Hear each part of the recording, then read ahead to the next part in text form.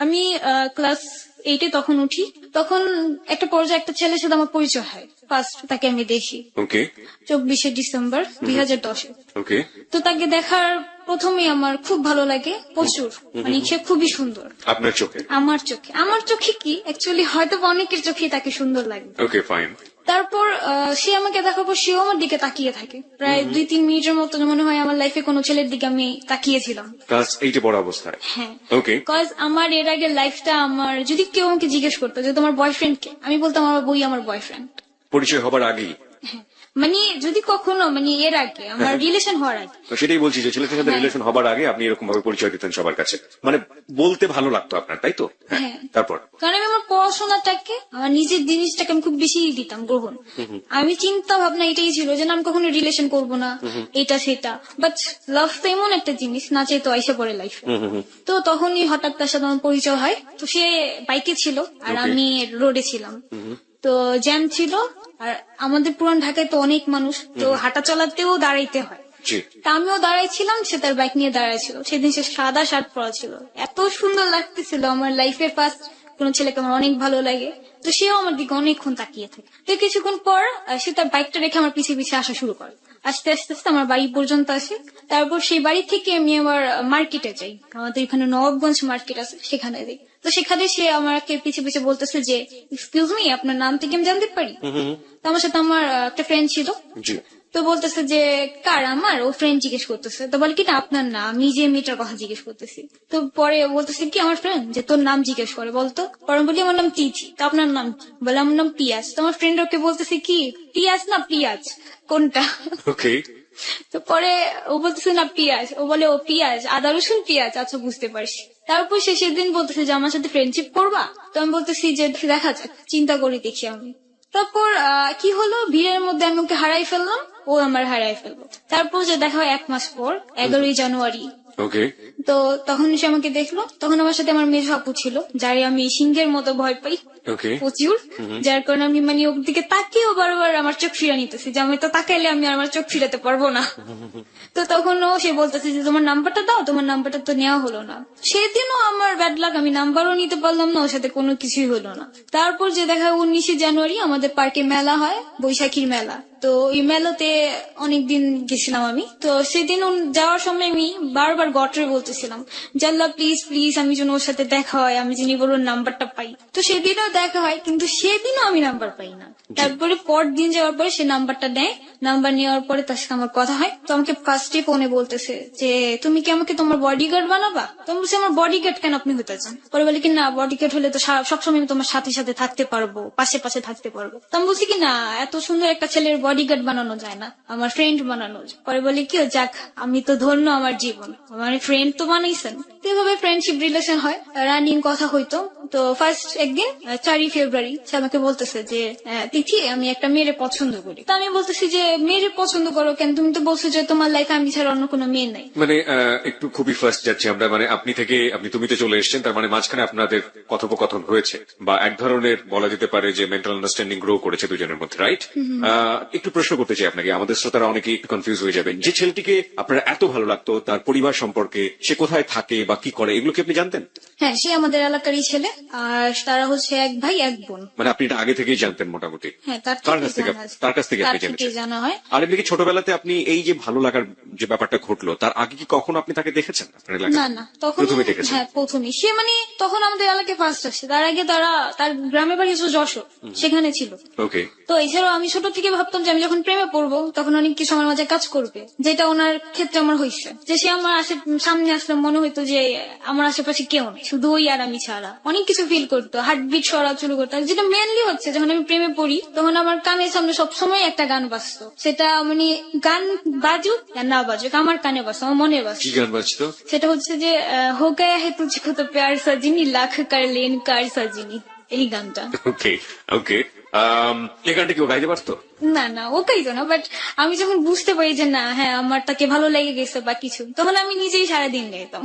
ওকে, আপনি ক্লাস 8-এই ছেলেটার প্রেমে পড়ে গেলেন এবং এটা আসলে আপনাদের দুজনের ক্ষেত্রে আপনি থেকে তুমিতে আসার ক্ষেত্রে খুব বেশি সময় লাগার কথা না, কারণ দুজনের মনে যেহেতু দুজনের জন্য একটা জায়গা তৈরি হয়ে গেছে পরিচয় হওয়ার আগে, শুধুমাত্র দেখেই আমরা বলতে পারি। তো তারপর তুমি থেকে রিলেশন, হ্যাঁ বুঝতে পারছি যে আমি তাকে লাভ করি। তো তারপর 4ই ফেব্রুয়ারি কথা বলতেছিলাম, জি। সেদিন সে আমাকে বলে যে আমি একটা মেয়েকে পছন্দ করি, বাট আমি তাকে প্রপোজ করতে পারছি না। তো কিভাবে প্রপোজ করবো আমার একটু বলো তো। তো আমি বলছি যাও মেয়েটার সামনে যে ডাইরেক্ট বলো মেয়েটারে যে আমার তোমাকে ভালো লাগে, তোমার কি আমাকে ভালো লাগে কিনা। ওকে, তো সেদিন ওর সাথে ফার্স্ট আমার বাহিরে যাওয়া। পিয়াস হচ্ছে ওর নাম, যার সাথে আপনি প্রথম বাইরে যাচ্ছেন।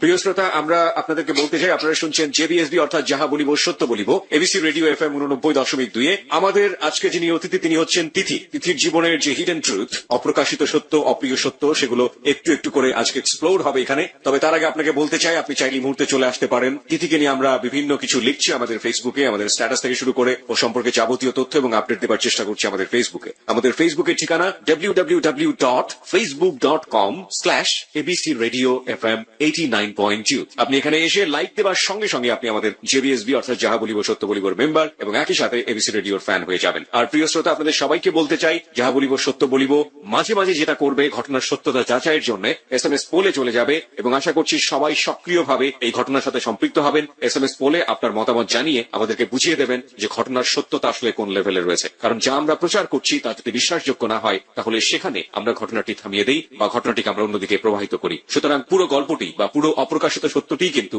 মোড় ঘোরাতে পারেন আপনি। আমরা SMS পোলে যাব ঘটনার প্রাসঙ্গিকতায়, কিন্তু আমরা এই মুহূর্তে ফিরে যাচ্ছি তিথির কাছে। তিথি, প্রথম বাইরে যাচ্ছেন, হ্যাঁ, তারপর?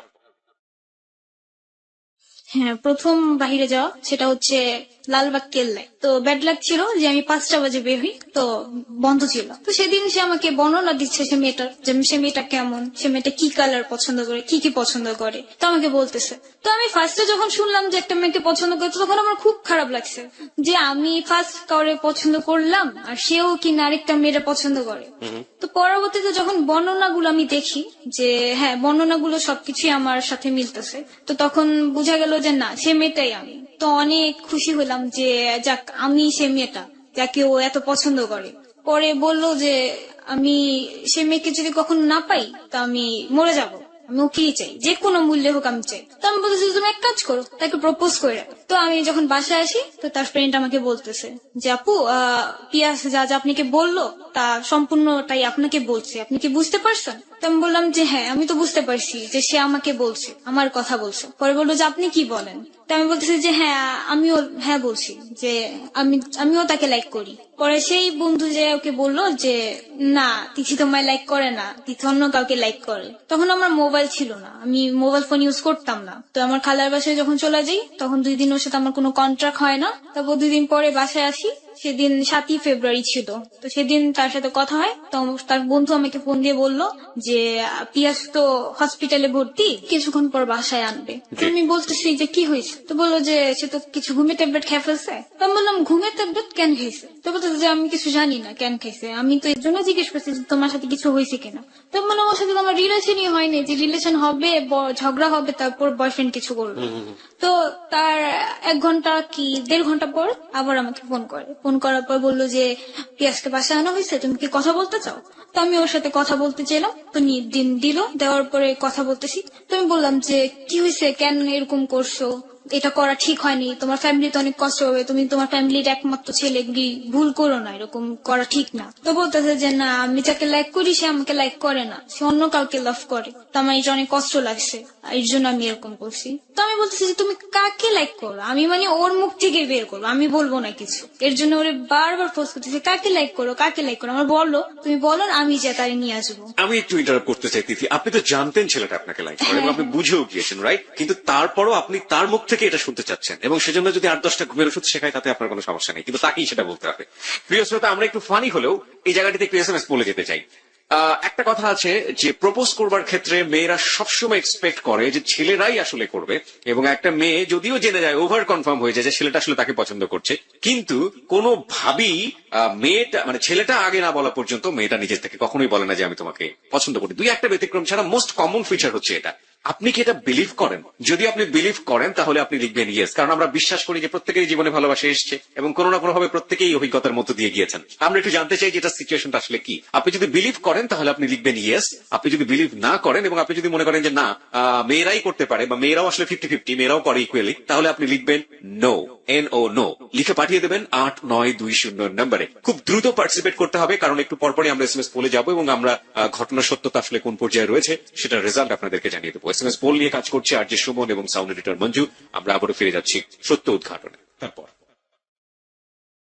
তারপর সে তখন অনেক কিছু ফোর্স করার পর বলে কি, তুমি বুঝো না আমি তো তোমাকে লেক করি, তুমি এত বোকা কেন, তুমি বুঝতেছো তারপর তুমি আমাকে ফোর্স করতেছো। কেন আমাকে ঘুমের ওষুধ খাওয়াচ্ছ?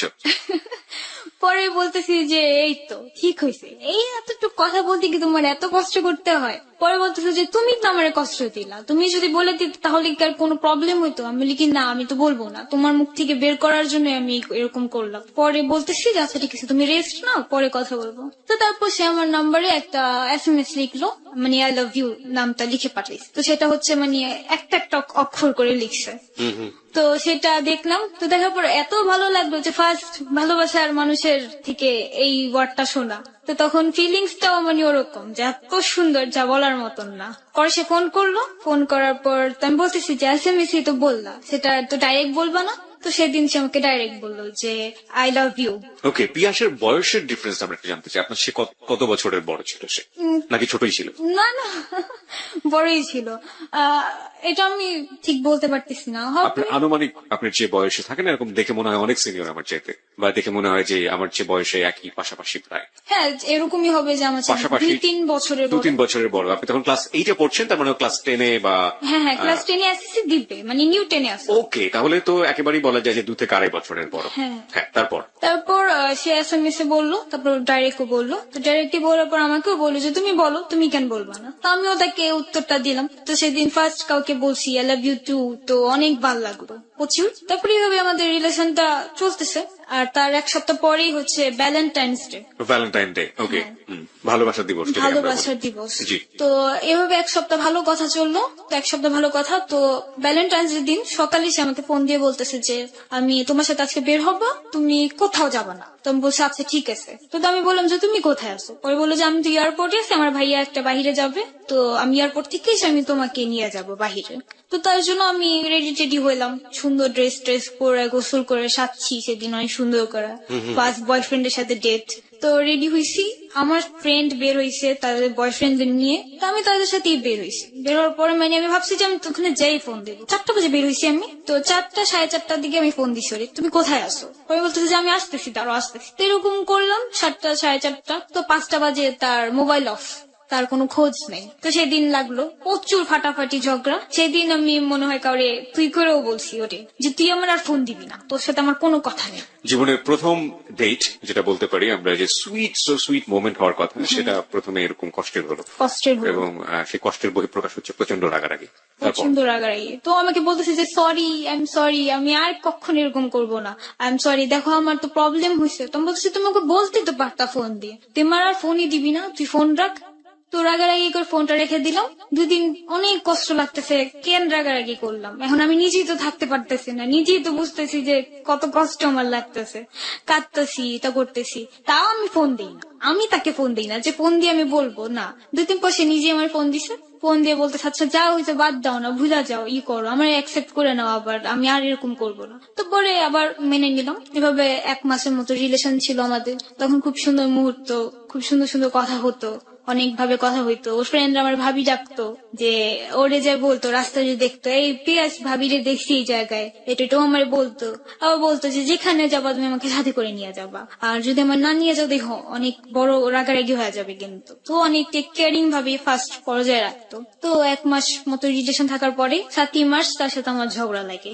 আর তার ফ্রেন্ড, যেই একটা ফ্রেন্ড ছিল তাদের, ওই ফ্রেন্ডটা আমাকে পছন্দ করতো। ওকে, আমরা ঠিক এই গল্পের এই বাগটাতে, আমরা সত্য উদ্ঘাটনের এই বাগটাতে ফিরবো, তবে তার আগে SMS পোলের রেজাল্ট আমরা একটু জেনে নিই। প্রিয় শ্রোতা, SMS পোলের রেজাল্ট আমাদের হাতে চলে এসেছে সম্পূর্ণ কম্পিউটারাইজ পদ্ধতিতে। আমরা SMS পোলের রেজাল্ট জানিয়ে দিচ্ছি। চলুন, কত শতাংশ লোক ওই ঘটনাটিকে বিশ্বাস করেছে যে না, মেয়েরা আসলে মনে প্রাণ এক্সপেক্ট করে যে ছেলেটাই আসলে আগে প্রস্তাব করুক, এবং সেটা মোটামুটি দুজনের কাছে জানাজানি থাকলেও যে দুজন দুজনকে পছন্দ করে। দেখি কম্পিউটার কি বলে, কত % লোক এটাকে বিশ্বাস করেছে। Yes, 95%. No, 4%. No comments. 1%. প্রিয় শ্রোতা, কম্পিউটার বলছে যে 95% লোক এটাকে বিশ্বাস করেছে, তার মানে 95% হচ্ছে ইয়েস, 4% হচ্ছে নো, মানে 4% বিশ্বাস করেনি এবং 4% মনে করে যে হ্যাঁ, মেয়েরাও অনেক প্রস্তাব করতে পারে। এটা আমরাও বিশ্বাস করি, ইয়েস 4% হওয়াই উচিত। আর 1% কোনো মন্তব্যই করতে চায়নি, যাদের জীবনে হয়তো বা লাভই আসেনি। যাই হোক, আমরা ফিরে যেতে চাই হচ্ছে ফোন দেয় যে ভাইয়া তিথি কেমন আছে, তো ভাইয়াটা বলতেছে যে ভালো আছে, এতদিন পরে ওর কেন খোঁজ নিতেছে, বলে কি যে ভাল লাগে না আমার ওরে ছাড়া, যাই হইছে হইছে থাক, আমি ওরে অ্যাকসেপ্ট করে নিবো আবার। তো আমাকে ভাইয়াটা ফোন দেয়, তো দেওয়ার সাথে সাথে আমি তো মানে খুশি, মহা খুশি, ও আমার লাইফ আবার ব্যাক করছে। তো আবার রিলেশন হইলো, হওয়ার পর এভাবে রিলেশনটা অনেকদিন চলে, কিন্তু তখন ও ফুললি চেঞ্জ হয়ে যায়। যেমন হচ্ছে যে আমাকে 2 দিন পর ফোন দেয়, 3 দিন পর পর ফোন দেয়। তো তারপর আমি কিছু বলতাম না, যে থাক যত যাই হোক তুমি থাকো, আমার দুনিয়া চলে যাক তবু তুমি থাকো, এরকম ছিল। এরকমের মধ্যে অনেক কথা হইতো, অনেক কিছু শেয়ারিং হইতো, অনেকবার ঘুরতে যাওয়ার মতো ডেট হয়েছে, বাট হয়তো বা আমার প্রবলেম ছিল, বাড়ি থেকে বের হইতে পারি নেই, তো ওরও প্রবলেম হইতো, এরকম ছিল। তো এভাবে রিলেশন চলতে থাকে, চলতে চলতে প্রায় 2.5 বছরের মতো, 1.5 বছরের মাথায় আমি জানতে পারি যে সে নেশা করে।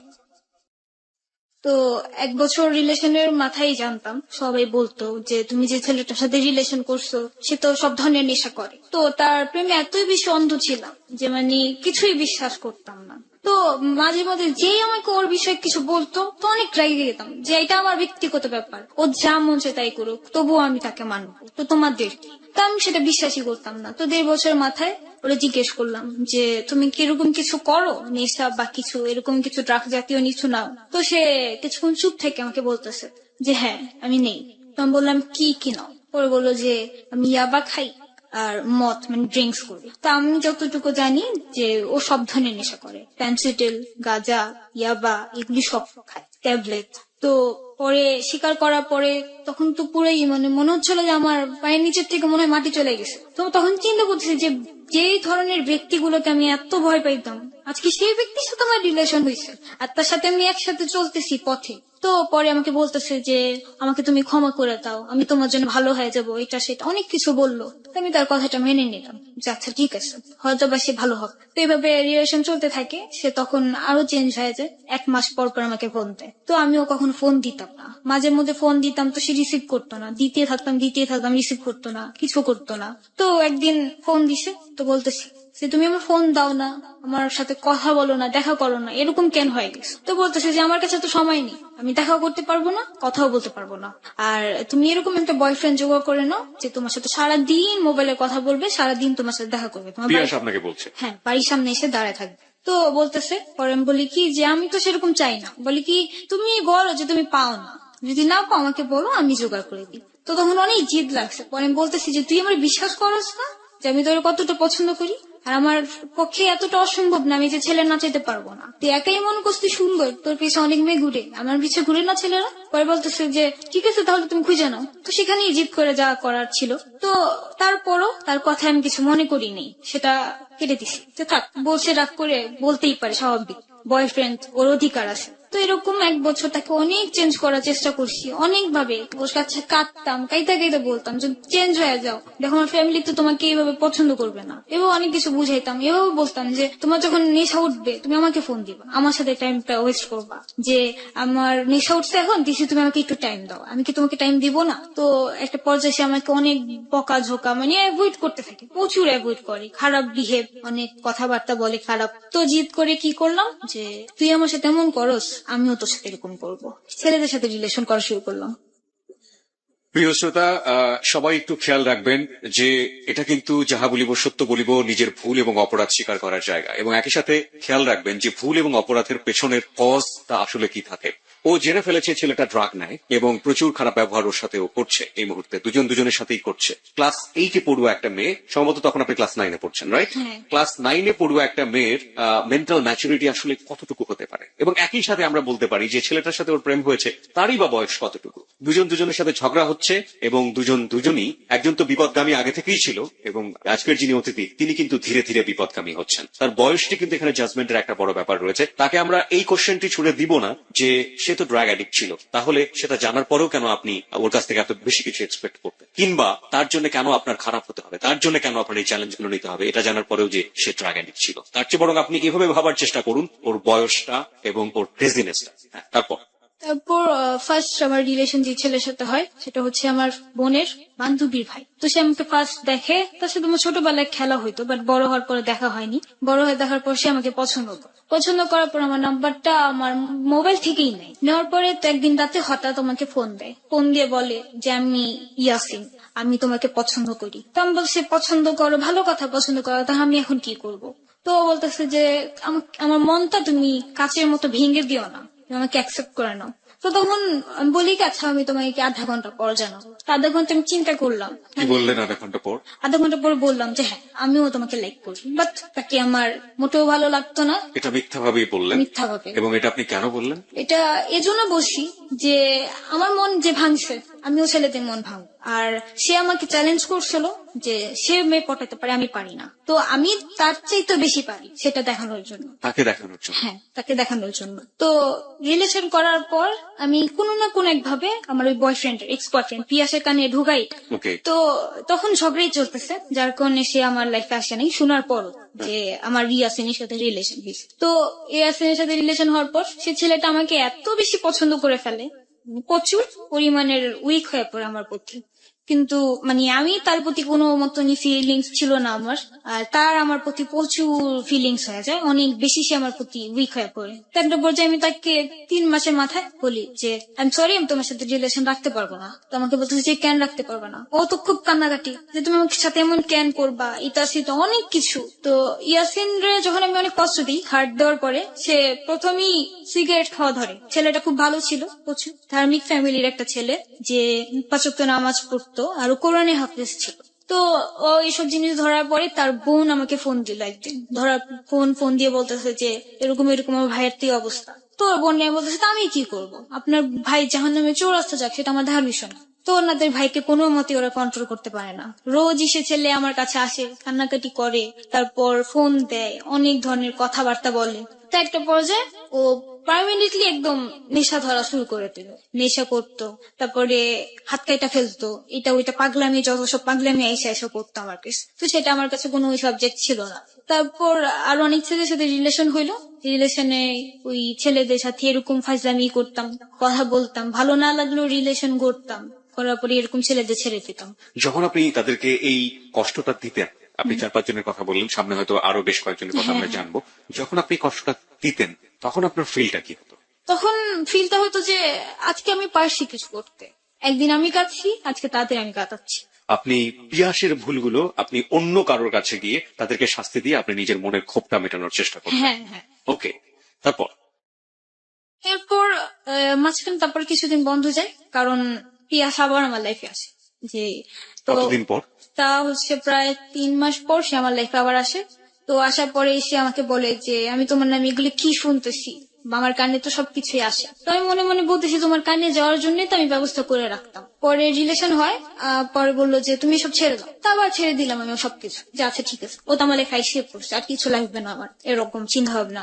তো ক্লাস 9-এ ওঠার পরই আমার পড়াশোনাটা বন্ধ হয়ে যায়, কজ আমার বাবা বিজনেসে পুরো লস খেয়ে যায়, 1 কোটি টাকার মতো লস খায় আমার বাবা। পরে এই 2 বছরই এরকম করতে থাকি, এক এক ছেলের সাথে রিলেশন করি, অনেক জায়গায় ছেলে। যেমন আমার পরিচয় অনেক হয় যে কোথাও ঘুরতে গেতাম, তো ছেলেরা আমার নাম্বার দিত, 1টা 2টা 3টা 4-5টা করে নাম্বার পাইতাম। তো সে 4-5টারই এসে মাসে এসে মিস কল দিতাম, মিস কল দিলে সে ব্যাক করতো, কথা বলতাম, কথা বলার পর একদিন দেখা করতো, জাস্ট একটা দেখা। আর যেটা হচ্ছে যে বড় কথা, যে ছেলেরা আমার সাথে কথা বললে আমার দেখে যতটুকু পছন্দ করে, চাইতে বেশি আমার সাথে মানে কথা বলে মায়া বেশি পড়ে যায়। মানে টার্গেট যেটা ছিল যে কোনো ভাবেই হোক ওকে হার্টলি আপনার প্রতি অনেক বেশি দুর্বল করে ফেলা। দুর্বল করাটা। ওকে, হ্যাঁ। এবং এটার মধ্যে আপনি খারাপ বলতে যেটা বোঝাচ্ছেন, ফোনে এক ধরনের শারীরিক সম্পর্ক, এই দিকে কোনোভাবেই আপনি যেতেন না না না, এটা আমি কখনোই যেত না। হ্যাঁ, তারপর? তো পরে এরকম ভাবে রিলেশন হয়, তো ছেলেরা তো হয়ে গেত মেন্টাল। তো আর উইক করার যেটা হচ্ছে পদ্ধতি, মেয়েদের একটু ইন্টারেস্টিং কথা বলে ছেলেরা এমনি তো উইক হয়। কি ধরনের ইন্টারেস্টিং?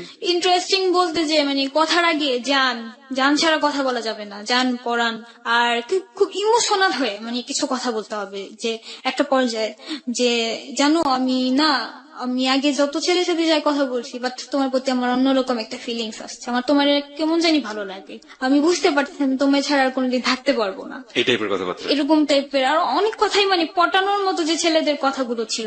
এখানে আমরা একটু সেগুলা- ক্যাশন দিতে চাই। ক্যাশন মানে সতর্কীকরণ, যেটা হচ্ছে আপনার গার্লফ্রেন্ড যদি আপনাকে এই ধরনের কথা বলে, আপনি দয়া করে তাকে সন্দেহ করবেন না, কারণ সবাই কিন্তু তিথির মতো ঘটনার মধ্য দিয়ে যাননি। সুতরাং এই টাইপের কথাবার্তা বললে আজকে যে ছেলেরা জেবিএসবি অর্থাৎ যাহা বলিব সত্য বলিব শুনছেন, তারা কনফিউজ হয়ে যাবেন যে না, শেষ পর্যন্ত শোনার পর তিথির মতো আমার সাথে হচ্ছে কিনা। আপনি কি প্রত্যেককে এভাবে বলে দিতেন যে আমি তোমার সাথে একটা চিট করেছি এভাবে, নাকি প্রত্যেককে আলাদা আলাদা ফরম্যাট শাস্তি দিতেন? যেমন হচ্ছে যে মানে কিছু কিছু ছেলে যেটা বুঝতাম যে না খুব ইমোশনাল টাইপের, তাদের বলতাম যে আমার বিয়ে ঠিক হয়ে গেছে বা আমার এঙ্গেজমেন্ট হয়ে গেছে, এরকম কিছু কথা বলতাম, তো আমি পারবো না। আর যাদের বুঝতাম যে না থাক, ও অত বেশি একটা ইমোশনাল না, বাট ওরে হার্ট করতে বেশি মজা লাগবে, তো সেখানে ওরে ডাইরেক্ট বলতাম। তো এরকম কথা তো অনেক চেত ছেলেরা, কিন্তু চেতলেও বা বলতো যে চেতছি যাই করছি, বাট ভালো তো বাসি, কিছু করতে পারতেছি না। তো সব সময় ছেলের একটা কথাই বলতো যে তুমি একদিন বুঝবা, তুমিও একদিন কাঁদবা। কিভাবে আপনি ওদেরকে পেনাল্টি দিতেন হ্যাঁ। এবং আপনার সেই ফিলটা কি হতো, সেখান থেকে আমরা ফিরতে চাই। ফিলটা এটাই হতো যে আমার খুব ভালো লাগতো Okay. যে আমি একদিন কষ্ট পাইছি, মানে কাঁদছি, আজকে আমি কাউকে কাঁদাতে পারছি বা আমি কষ্ট দিতে পারছি, কিন্তু এটা চিন্তা করিনি কখনো যে সেটা ঠিক হয়নি। এভাবেই আমার রিলেশনের একটা বছর যেতে থাকে। একটা বছর আপনার এইভাবে আপনি কাটান, এবং এর মাঝে মাঝে আপনার পিয়াসের সাথে তেমন একটা যোগাযোগ হয়নি, রাইট? না, এর মাঝে মাঝে পিয়াসের সাথে কথা হইতো। ও কি জানতো যে আপনি এই ধরনের কাজ করছেন? হ্যাঁ, জানতো। ও কি বলতো? ও অনেক চিলাচিলি করতো যে এগুলা করুন, এগুলো ছেড়ে দাও, এটা সেটা, আমি তো আছি। কিন্তু মানে সে থাকলো বা কি, আমি যে কষ্টটা পাইছিলাম, মানে ও যে আমাকে যেভাবে আঘাত করতো, যে একটা মানুষকে সরাসরি আঘাত দেওয়াটা চেতে তিলে তিলে মারাটা খুব বেশি খারাপ, আর সে আমাকে তিলে তিলে মারতো। যেমন তার নামে অনেক কথা আমি মানুষের মুখে শুনতাম, অনেক খারাপ লাগতো। একটা মানুষ যাকে ভালোবাসে তখন কিন্তু প্রত্যেকটা মুহূর্তে সেই মানুষটার অপেক্ষায় সে থাকে। ও তো আমার 1 সপ্তাহ পর পর ফোন দিত শুক্রবারতে, তা আমি সেই শুক্রবার থেকে নিয়ে আগামী শুক্রবার পর্যন্ত আমার সেলফোনটা আমি এভাবে আমার কাছে আগলায় রাখতাম যে কখন সে আমাকে ফোন দিবে, কখন একটা রিং যদি আমার মিস হয়ে যায় আমি তো তার সাথে কথা বলতে পারবো না, আমি তো তার কণ্ঠটা শুনতে পারবো না। বা কখনো যদি ঝগড়া লাগতো অন্য নাম্বার থেকে ফোন দিয়ে তার হ্যালোটা শুনতাম, হ্যালোটা শুনে ফোনটা রেখে দিতাম। এই সময়টাতে আপনি তার সাথে কেন ফোন দিতে পারতেন না? এই এক সপ্তাহের প্রতি আপনি তো ইচ্ছে করলে আপনি ওর ফোনে ফোন দিতে পারতেন, কেন ওয়েট করতেন, কেন আপনি ফোন দিতেন? আমি ফোন দিতাম না, মানে আমি নিজেও জানি না আমি কেন এমন ছিলাম, বাট আমি এরকমই করতাম যে আমি কেন ফোন দিব, আমার তো কোনো অপরাধ ছিল না, তার অপরাধ, সে আমাকে ফোন দিয়ে সরি বলবে, কেন আমি ফোন দিব, সে আমাকে পারে না আমাকে মানাতে, এরকম চিন্তা ভাবনা আমার মাঝে ছিল। তো এছাড়া আমি দিতাম মাঝে মাঝে, যখন মানে না পারতাম, যে ধরে রাখতে পারতেছে না নিজে, তখন ফোন দিতাম। তো তখন সে আমার ফোন রিসিভই করতো না, 10 বার 20 বার এভাবে ফোন দিতেই থাকতাম, রিসিভ করতোই না।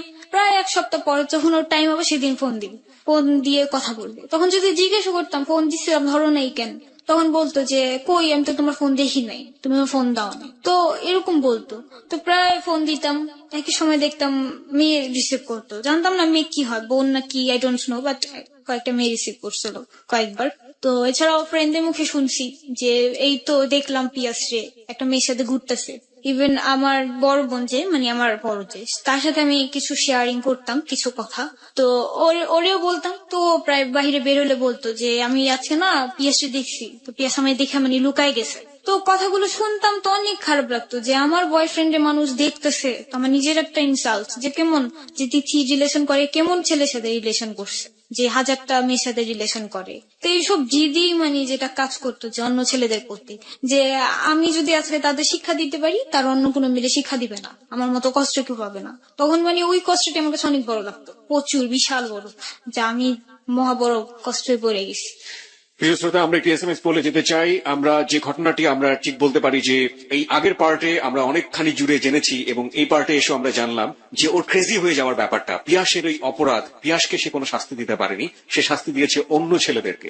আপনি কি মনে করেন যে লাভ কখনো কখনো মানুষদেরকে এইভাবে ভুল পথে ভুল জায়গাটিতে ক্রেজি করে তোলে, যে শাস্তিটি যার পাওয়া উচিত তাকে না দিয়ে শাস্তিটা পেয়ে যায় অন্য কারো? আমরা এরকমও দেখে থাকি, মাঝে মাঝে আমরা এরকম শুনে থাকি যে একটা মেয়ের সাথে কেউ যদি কখনো খারাপ খারাপ আচরণে যান, কিংবা একটা মেয়ের কাছ থেকে যদি খারাপ আচরণ পান, ওই ছেলেটা ভুলবশত হোক বা নিজের মনের অজান্তেই হোক, পুরো মেয়ে কমিউনিটিটাকেই সে খারাপ চোখে দেখা শুরু করে। এবং একই সাথে একটা ছেলের ক্ষেত্রেও এই ধরনের ব্যাপারটা হয় যে একটা যদি আমরা বলি যে একটা ছেলেকে কোনো মেয়ে খারাপ চোখে দেখছে বা কোনোভাবে হার্টেড হয়েছে, তাহলে একইভাবে তিথির মতো অন্য ছেলেদের সাথে সে খারাপ ব্যবহার করতে থাকে এবং শাস্তি দেওয়ার যে ব্যাপারটি সেটা ঘটতে পারে। আপনি কি এটা বিশ্বাস করেন? আপনি যদি এটা বিশ্বাস করেন তাহলে আমাদের SMS পোলে আসুন এবং লিখুন ইয়েস। যদি বিশ্বাস না করেন তাহলে লিখবেন নো, লিখে পাঠিয়ে দেবেন 8920 নম্বরে। খুব তাৎক্ষণিকভাবেই আমরা SMS পোলের রেজাল্ট আপনাদেরকে জানিয়ে দেবো।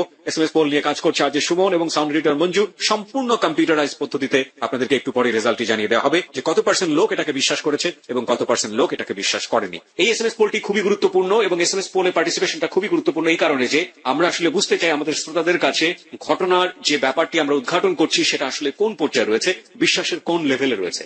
আমি এখানে একটি কথা সবাইকে স্পষ্ট করে বলতে চাই, এখানে যদি আমাদের লিসনারদের বিশ্বাসযোগ্যতার লেভেলটি অনেক নিচে নেমে আসে এবং অবিশ্বাসের জায়গাটি যদি অনেক বড় হয়ে যায়, তাহলে যে জায়গাটিতে এই ঘটনাটি ঘটবে সেখানেই আমরা গল্পটা থামিয়ে দেবো এবং এমনও হতে পারে গল্পটি প্রচার সেখানেই বন্ধ হয়ে যাবে, অথবা গল্পের মোড়টা আমরা ওই জায়গাটি থেকে ঘুরে অন্যদিকে নিয়ে যাওয়ার চেষ্টা করব। এবং বুঝতেই পারছেন যে SMS পোলে আপনাদের কমেন্টসটি বা মতামতটি কতটা গুরুত্বপূর্ণ।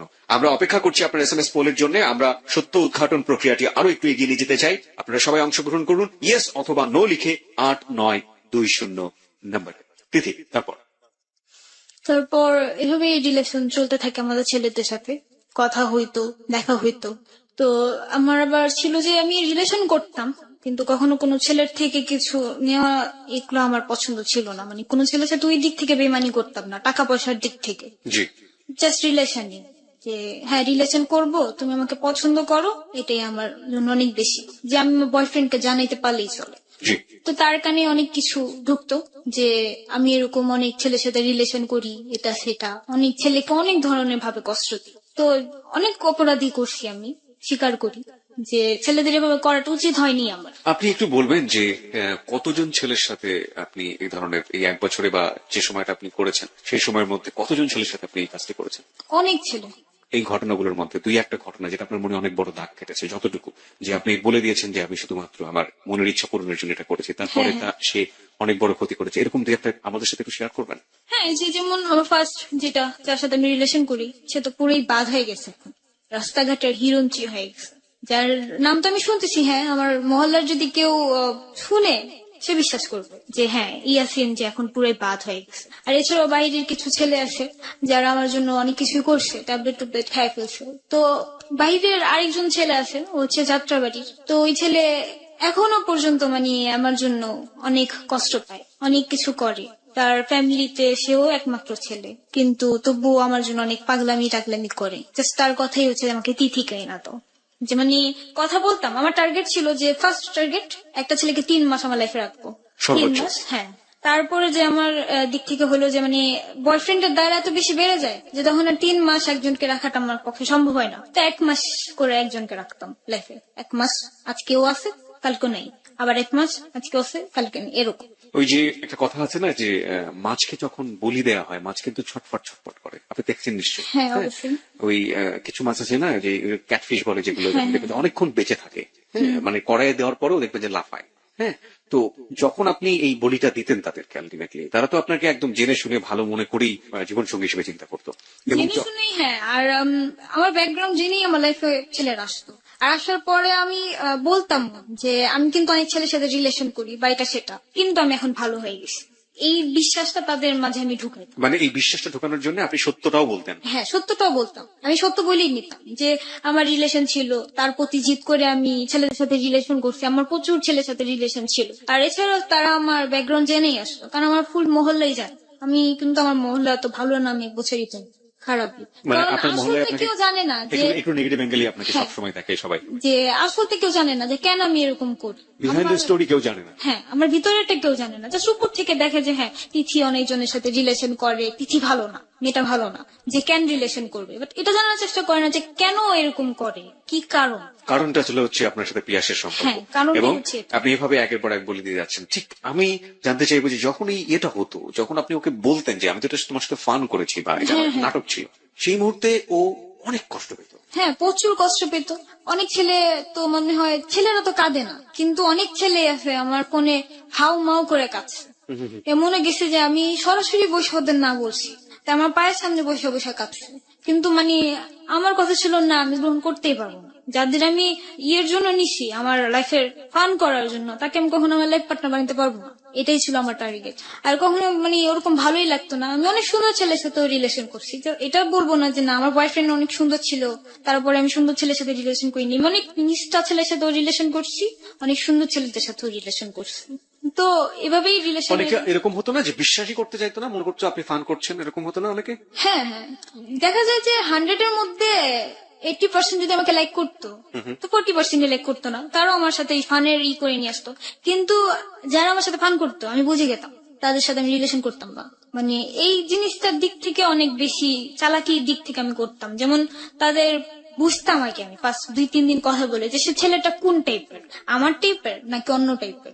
যদি আমি বুঝতে পারতাম যে না সে ছেলেটা আমার টাইপের না, তার লাইফের ফার্স্ট লাভই আমি হব বা সেকেন্ড লাভ আমি হব। যেমন যে সে একটা টার্গেট করছে যে আমার এই গার্লফ্রেন্ড চলে গেছে, তা আমি ওই গার্লফ্রেন্ডকে ভালোভাবে রাখবো। আর যেটাকে বুঝতে পারতাম যে না, এই যে আমার মতো ছেঁচড়া পোলাপান যেগুলি, যে একটা ধরবো আর একটা ছাড়বো, তাদের সাথে রিলেশন করতাম না। না ভাই, আমি কথা বলবো না, চলে যাও। প্রিয় শ্রোতা, তিথির একটি ছবি আমরা এই মুহূর্তে তিথির পারমিশন নিয়ে আমাদের ফেসবুকে দিতে চাই। আপনি কি আমাদেরকে অনুমতি দেবেন যে একটা ছবি যেটাতে আপনার কোনো ক্ষতি হবে না, এরকম একটা ছবি আপনি পারমিশন দিবেন যে আমাদের ফেসবুকে দেবার জন্য? হ্যাঁ, যদি আমার কোনো প্রবলেম না হয় তো অবশ্যই। ওকে, আমরা একটা ছবি, তিথির ছবি আমরা আমাদের ফেসবুকে দিচ্ছি। আপনারা চাইলে ওখানে এসে একটু এসেন্স পেতে পারেন এই গল্পের প্রয়োজনীয়তার প্রেক্ষাপটে। আমাদের ফেসবুকের ঠিকানা www.facebook.com/ABC Radio FM 89.2। আমি আবারও বলছি www.facebook.com/ABC Radio FM 89.2। ওখানে যাবেন, যাওয়ার পরে আপনি লাইক দেবেন। লাইক দেবার সঙ্গে সঙ্গে আপনি আমাদের যাহা বলিব সত্য বলিব অর্থাৎ JBSB এবং একই সাথে ABC রেডিওর মেম্বার এবং ফ্যান যাই বলি না কেন সেটা হয়ে যাবে। ঠিক আছে, আমরা ওই জায়গাটা থেকে আবারও ফিরি। যদিও কখনো জাগতো তো সে আবার আমার লাইফে আসতো, যখন আমি একটা চিন্তা করতাম যে না সবকিছু ছেড়ে নতুন কারো একটা জীবন গড়বো, একটা ছেলেকে চুজ করে নিব, একজন কিছু তো কি হয়েছে আরেকজনকে নিব, তো তখনই সে আমার লাইফে আবার আসতো। পিয়াস, হ্যাঁ, পিয়াস আবার আসতো। যে আমি এমন ওর প্রেমে এতই পাগল ছিলাম যে মানে জাস্ট ও যদি হ্যালোটা আমাকে বলতো, ওর হ্যালো শোনার পর আমার দুনিয়া আমি ভুলে গেতাম, যে দূর আমার দুনিয়া কই আছে, সব বাদ, ওই আমার সবকিছু। ও আমার সামনে দাঁড়ালো মনে হয় আমি ওর যে আমাকে কত কষ্ট দিছে, কত যে আঘাত করছে, তো সবকিছু ভুলা মনে হইতো যে না থাক, আবার ওর সাথে রিলেশনটা করি, ওর তো আমি অনেক ভালো লাগে, ওর আমি অনেক ভালোবাসি। তো তখন আবার রিলেশন করতাম, ও একই কাজে আমার সাথে করতো, কিছুদিন কথা বলতো তারপর শেষ বন্ধ করে দিত। বন্ধ হয়ে যাওয়ার পরে তখন আবার জিত চড়তো, দূর যে ডিসিশন নিছি ডিসিশন নাই, ছেলেরা সব ছেলে খারাপ, ছেলে জাতি খারাপ, আমি ছেলের জাতি ধ্বংস করে দিব, এরকম চিন্তা ভাবনা আমার মাঝে আসতো। একটা পর্যায়ে আমার একটা ছেলের সাথে পার্মানেন্টলি রিলেশন হয়, তার সাথে আমার প্রায় 1 বছরের মতো সম্পর্ক থাকে। ওকে, আমরা এই গল্পে আসবো। এই ফাঁকে আমরা একটু SMS পোলের রেজাল্টটা আপনাদেরকে একটু জানিয়ে দিতে চাই প্রিয় শ্রোতা। সম্পূর্ণ কম্পিউটারাইজ পদ্ধতিতে রেজাল্টটা চলে এসছে। আমরা কম্পিউটারের কাছ থেকে জেনে নেব কত % লোক এটাকে বিশ্বাস করেছে, কত % লোক এটাকে বিশ্বাস করেনি। Yes, 95%. No, 4%. No comments. পরে তোর মুখে শুনে আসার পর বাসায় আসার পর আমি বলতেছি আল্লাহ, ছেলে তো সুন্দর না, ছেলে তো আমার পছন্দের মতো না, তাহলে তো রিলেশন রাখা যাবে না। তো সেই দিন থেকেই তাকে আমি অ্যাভয়েড করা শুরু করি। কিন্তু আমি তাকে ডাইরেক্টলি বলি না যে তুমি সুন্দর না বলে আমি তোমাকে পছন্দ করি না, মানে এটা চিন্তা করি যে কষ্ট পাবে এটা সেটা। তো ফার্স্ট একবার তাকে না করে দিই, তো সেদিন অনেক কাঁদতেছে, কাঁদতে কাঁদতে আমার বলতেছে যে পাগলি তুমি আমার ছেড়ো না প্লিজ, এটা সেটা। সে আমাকে পাগলি নামে ডাকতো। তো সেদিন বলাতে তোর কান্না শুনলে আমি মায়াই লাগতো, আমার কাছে আমার মায়া কাজটা বেশি করতো। আবার বলতাম আচ্ছা ঠিক আছে যাক, আমি শয়তানি করছি এটা সেটা না, আমিও তোমায় লাইক করি। তো আবার রিলেশন করতাম, এভাবে রিলেশন থাকতো। ও আমাকে অনেক কেয়ারিং করতো, সকালে ঘুম থেকে উঠাইতো, নাস্তা করার জন্য ফোর্স করতো, সবকিছুর জন্য ফোর্স করতো। এভাবে রিলেশনটা আরো আগাতে থাকে, বাট আমি ওকে অনেক অ্যাভয়েড করা শুরু করি। ওকে তাড়ানোর জন্য আমি আবার আমার লাইফে নতুন করে ছেলে আনা শুরু করি, ছেলেদের সাথে রিলেশন করা শুরু করি। ওকে বাদ দিয়ে আমি ছেলেদের সাথে রিলেশন করতাম, ওকে হোল্ডে রেখে অন্য ছেলেদের ফোনে কথা বলতাম, ওয়েটিং এ রেখে ওর কথা বলাইতাম।